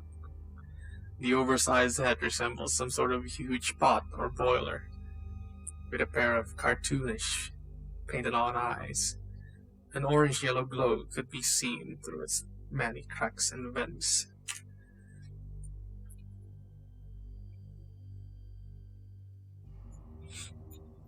I didn't suspect there was much of a I didn't suspect there was much a shovel could do to this one. That's why you bring a gun, okay? And it neither backed off nor approached. It simply stood there, waiting, daring me to make a move. I could see a dense river of meat bodies surging along the path only 3 levels below, making the same slow spiral around the tower as I was. Fragile or not, there was no way I could keep their numbers at bay forever. Horror sampai sayur, sampai sayur. Horror sampai sahur. Gimana ya? Gue mau aja sih, tapi ceritanya udah habis. Ini yang terakhir sih. Yang terakhir dikirim. Sahur jam berapa sih? I wonder if I'd be taken alive. A dozen images flashed through my mind. The eggheads, the things I'd seen here, the things I'd seen in PETA propaganda videos. Any one of them could be my fate. To be fair, even an assault rifle would not help against a cast iron human. I mean, a cast iron skillet, it's not bulletproof, right? You can probably do something about it, and it's definitely better than like having only a shovel, even though the shovel's like sharp. Let's just talk about this Sunny Mom. The voice snapped me back into reality, if you could call this a reality. It had come in front of me, from the robot cook or whatever it was. But what? It spoke again. It doesn't have to be this way, Missy George. Besides its mangled grasp of pronouns, it spoke English with remarkable clarity. Its voice was soft and feminine, with just a slight metallic quality. I'm sorry? Was all I could manage, still dazed. Okay, wait.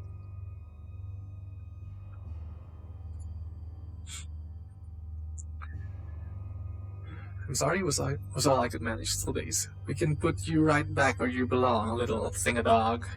We can even fix you up like the rest. You'll never know. I knew exactly what I was talking about. The brainwashing. As far as I knew, I was making first contact with a non-human intelligence, and I had a billion questions about what they were doing to us, where they came from, what else was out there in the universe or multiverse or whatever we might be living in. Only one thing actually came out. Fuck yourselves. It sighed with a hollow metal sigh. A little smoke escaping from its face vent. It seemed to sink a little in my response. Okay, wait, I'm gonna... Wait.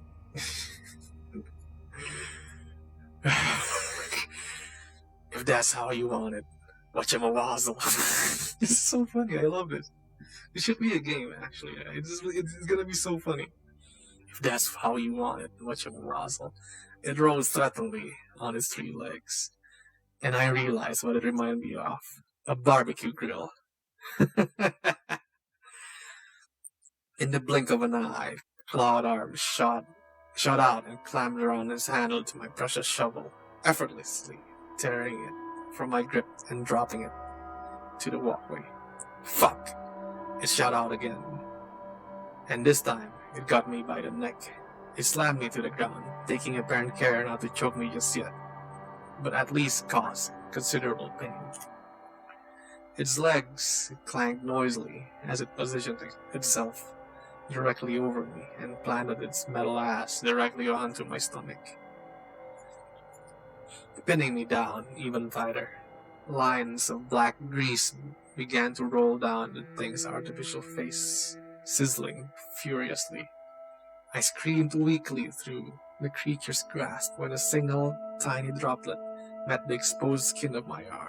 It felt like being branded. The monster giggled.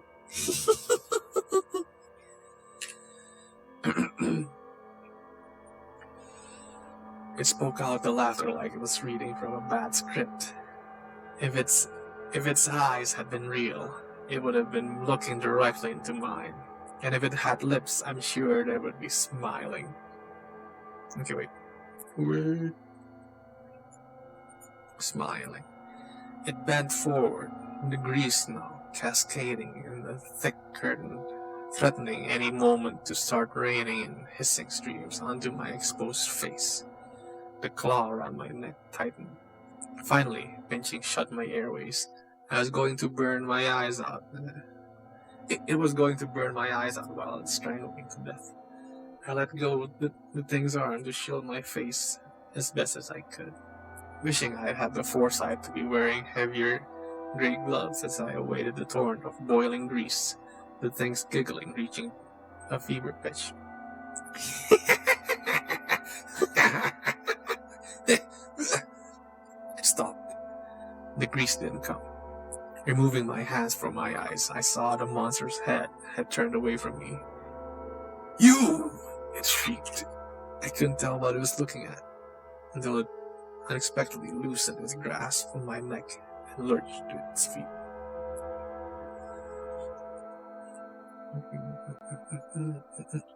I could see small, white shapes out of the corner of my eyes. "Ugh, gross, gross, gross!"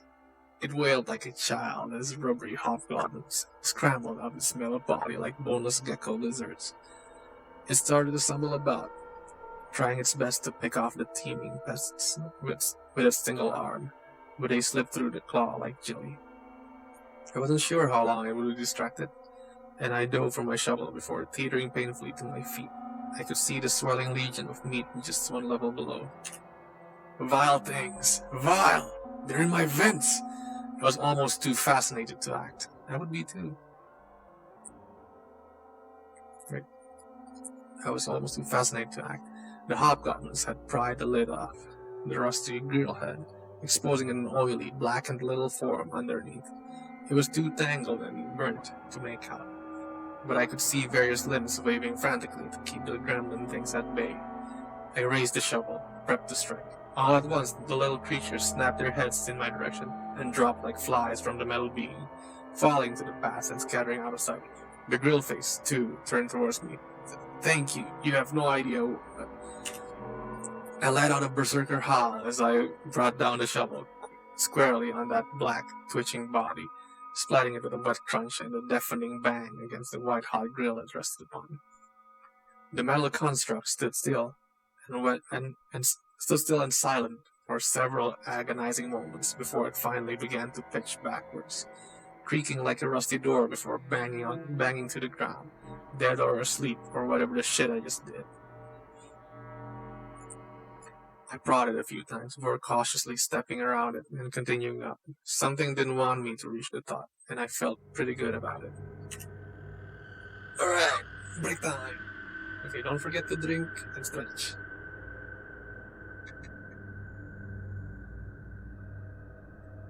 Drink and stretch.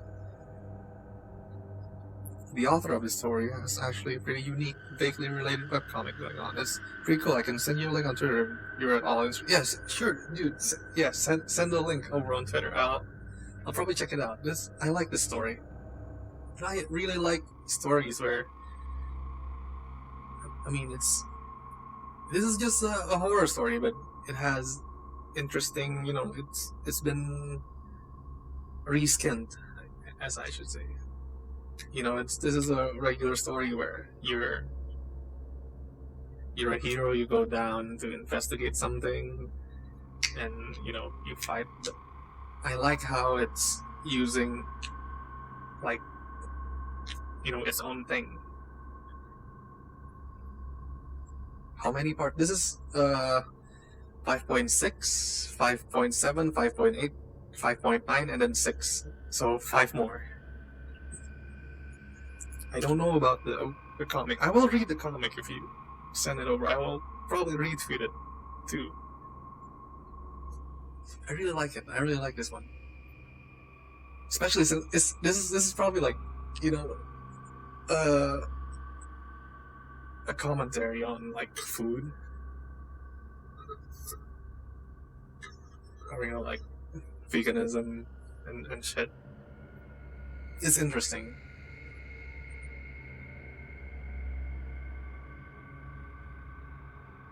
Okay, let me cut this thing. Okay. Are you guys ready? The rest of my climb was relatively uneventful, broken only by the odd hot dog squid or scuttling pork ribs. It was a full 23 flights up that I was at least roughly level with the top of the tower. The walkway branching around it in a perfect wall-to-wall spider's web. Up close, the sight of the brainflies was more awesome and more hideous than I could have imagined. Bathed in that alien light, the roaring funnel of unearthly life was almost too beautiful to have burst its way from formerly human skulls. The death toll they represented must have been staggering.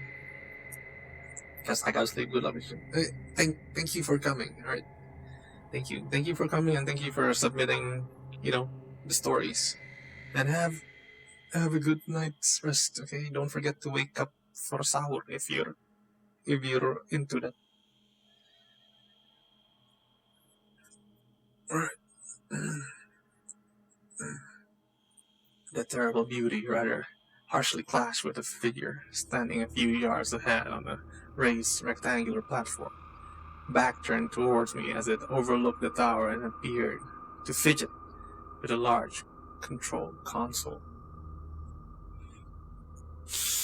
I blinked hard, trying not to register its strangely familiar shape.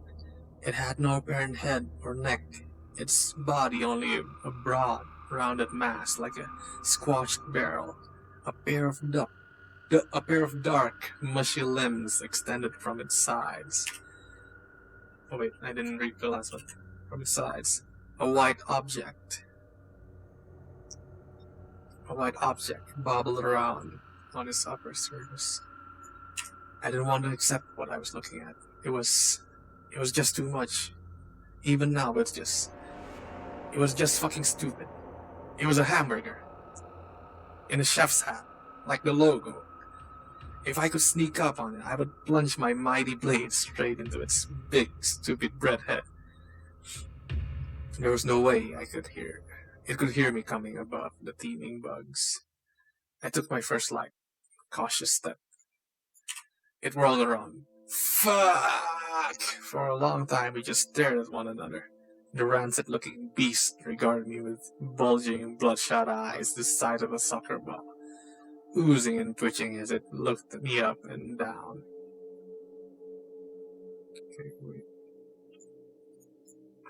I didn't know what else to do. What I was doing. I didn't know what else to do. What was going to finally break the staring contest. I lowered my shovel and raised a hand in greeting.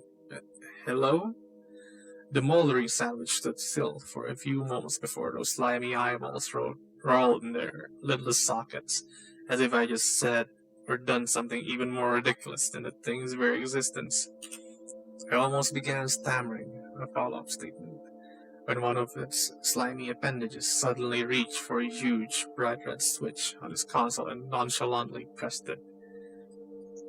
It raised one sludgy beef hand and gave a sort of toodaloo finger wave as its entire platform abruptly plunged through the floor and disappeared out of sight. The elevator shaft sealed off behind it, and moments later the catwalks began to flood with activity. Okay, entry 5.7.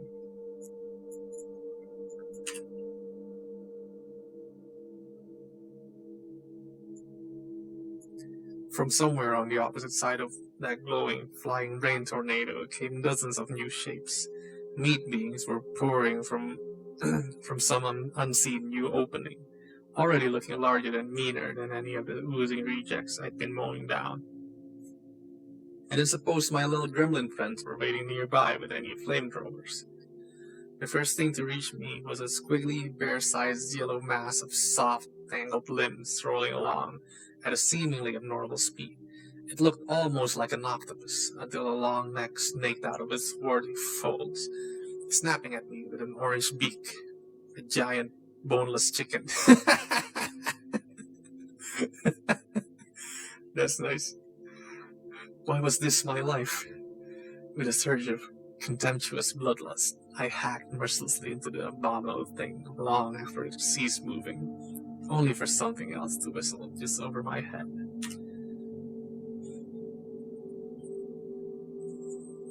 I spun around in the shredded remnants of the octobird, coming face to featureless doll crutch with a pair of skinned legs. 6 feet high and fused at the hips, I staggered back, foolishly slipping in scattered chicken cuts and landing flat on my back. The legs terminated in needle-sharp lances of bone, precariously balancing on the metal mesh on the walkway. They raised one wicked lance into the air again, aiming straight for my eyes. It was a miracle I put the shovel between us quickly enough. The legs seemed to momentarily vanish with the speed of its strike. It took a moment to regain its balance as it bounced off the shovel. I don't think you would probably die if they do something like that. You would probably die. The shovel will probably not save you. You're dead. As it bounced off the shovel, the thin tip of its bone holding up distressingly well. I barely managed to sit upright as it took a stab from my heart, and I scrambled to my feet just in time to deflect the third strike. In rage, I swung with the shovel like a barbarian's axe until the legs toppled, while they flailed over the guardrails. I swear to God, I heard them utter a soft, high-pitched, "Uh-oh."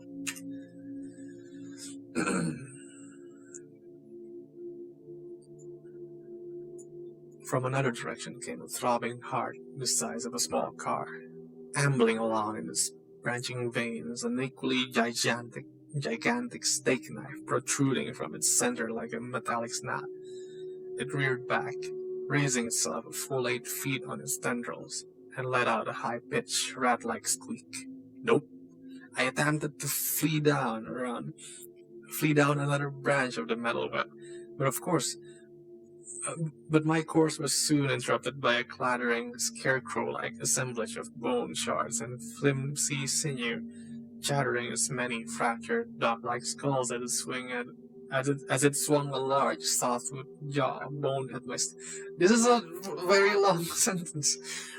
Dog-like skulls as it swung a large, softwood jawbone at my stomach. Struck back with my own weapon, its skulls splintering even further beyond recognition. My adrenaline was surging. As single-minded as the gore-faced hordes themselves, I demolished one twisted child of Satan's deli after another. Satan's deli, that's a good line.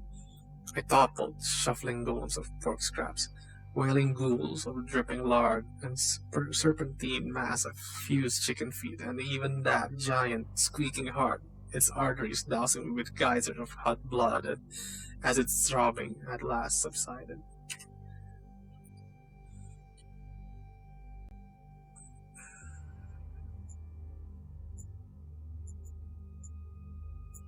I was almost disappointed by how easy it had all been. I shouldn't have been. As I stood in a puddle of mashed viscera, blood, and who knows what else streaming up my face, I heard mysterious clang echo through the vast space, and felt the walkway shudder under my feet. It was followed by another clang. The shaking intensified. Clang. It reminded me, rather uncomfortably, of huge, heavy footsteps on the grated floor. 2 guesses what it was. Come on, I dare you. Okay, entry 5.8.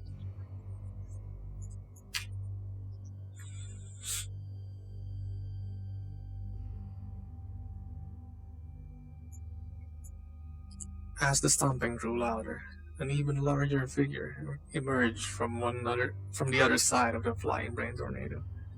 A shape looming 15 feet tall in the dim, flickering green light. like the pressure cooker bitch, or whatever it was. It had a largely metallic appearance, though at the same time strangely organic.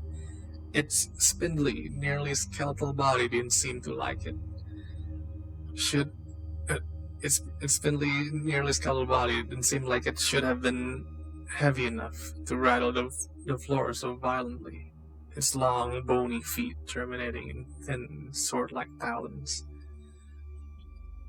Most of its weight was likely concentrated in his head, immediately recognizable as the shape of a sausage grinder, slowly wavering with each laborer's step. A pair of slimy eyeballs, like the burger man, stared down at me from one side of this huge contraption, and where there should have been a handle was only a black skeletal arm, ending in another of those white cartoony gloves.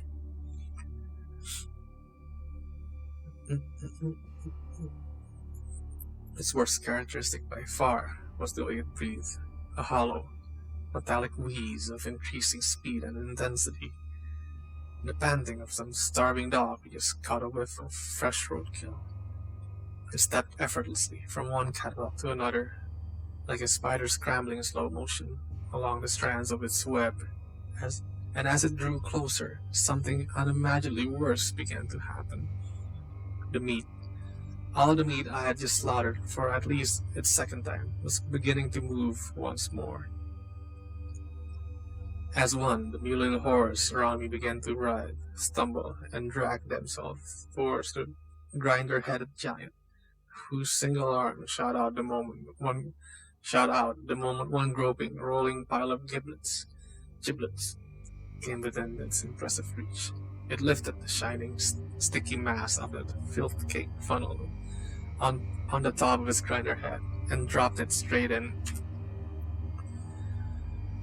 Whew! It continued to stomp its way in my general direction, scooping up more monsters and dumping them into its upper orifice until they were nearly spilling over the sides, a churning bathtub full of flesh and innards. The thing was slow, but as I ran from one end of the spider's web to the next, I found every possible exit sealed tight, and by now the meat rising from below had almost reached my level. There was no way out. There was nothing to fight. I could only keep running. I turned to look back at the grinder being, still ponderously but relentlessly pursuing me in a straight line as I was forced to zigzag. It snatched up the last straggling monster, some sort of spider-legged white pot resembling nothing I could really recognize, and dumped it in with the rest. Without slowing down, the monster clenched its now blood-soaked glove and began spinning its entire arm in its socket, around and around with a ratchet-like noise. The collected mutants churning and twisting as they were sucked deeper into the grinder.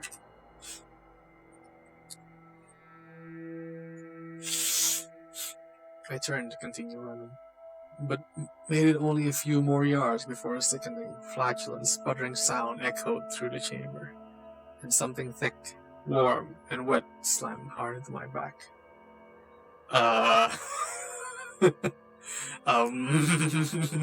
Okay. The catwalk dropped away as I was swung through the air and brought to face the grinder man's unblinking gaze. I was being held tight in an enormous puppy pink hand, wavering on the end of the tentacular limb, comprised entirely of raw ground meat. This is getting erotic, dude. It had formed a limb from every walking nightmare I had spent the last of my energy putting down, and flung it like a lizard stung with pinpoint accuracy, instantly subduing me from a good 20 meters away. I squirmed and thrashed desperately, but only felt further mired in the dense, tarry muck. The crank arm continued to twist, and more squirming noodles of processed tissue slithered along the length of its makeshift appendage, cocooning me in more layers of raw flesh. I was reminded yet again of a spider.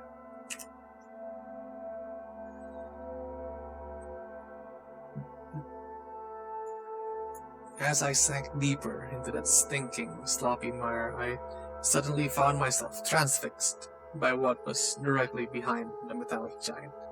I could finally see into the tower, into the vortex, down into where those wretched alien brain hatchers were all going in such a hurry.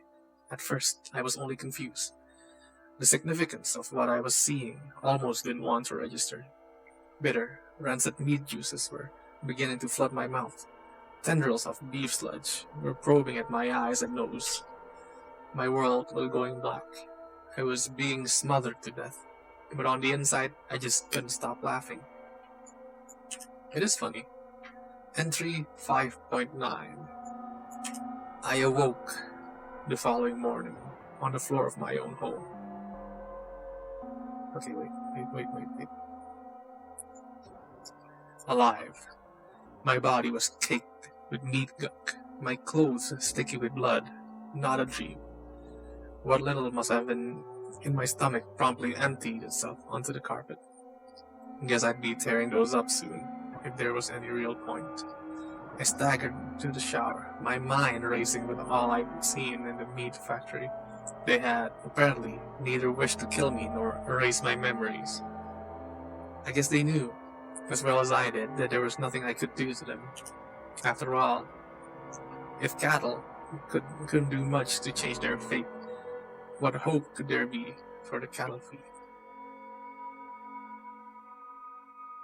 A bonus entry is available if all the passwords are entered as one word. Okay, I guess this is the bonus entry, entry 6, the last one. I tried. Okay, wait. I tried to get a fountain coke at the 7-Eleven. Some sort of pinkish gunk coiled out like soft serve, smelling like hot bologna. Yummy! I cut open. Oh no, this is a picture. Okay, I didn't have to say. So, smelled like hot bologna. I cut open what I thought was a watermelon. The inside was a lot like a brain. I unwrapped an almond joy and got nothing but a length of bone filled with a clear yellow mush. I put money into a coke machine. I saw the bottle tumble down to the bottom. I reached through the door, and all I pulled out was a heart, still beating.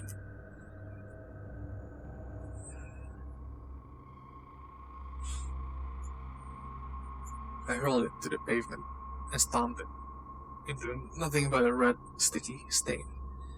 I came home starving, not even surprised by the flock of chickens hobbling around my front lawn, plucked and headless.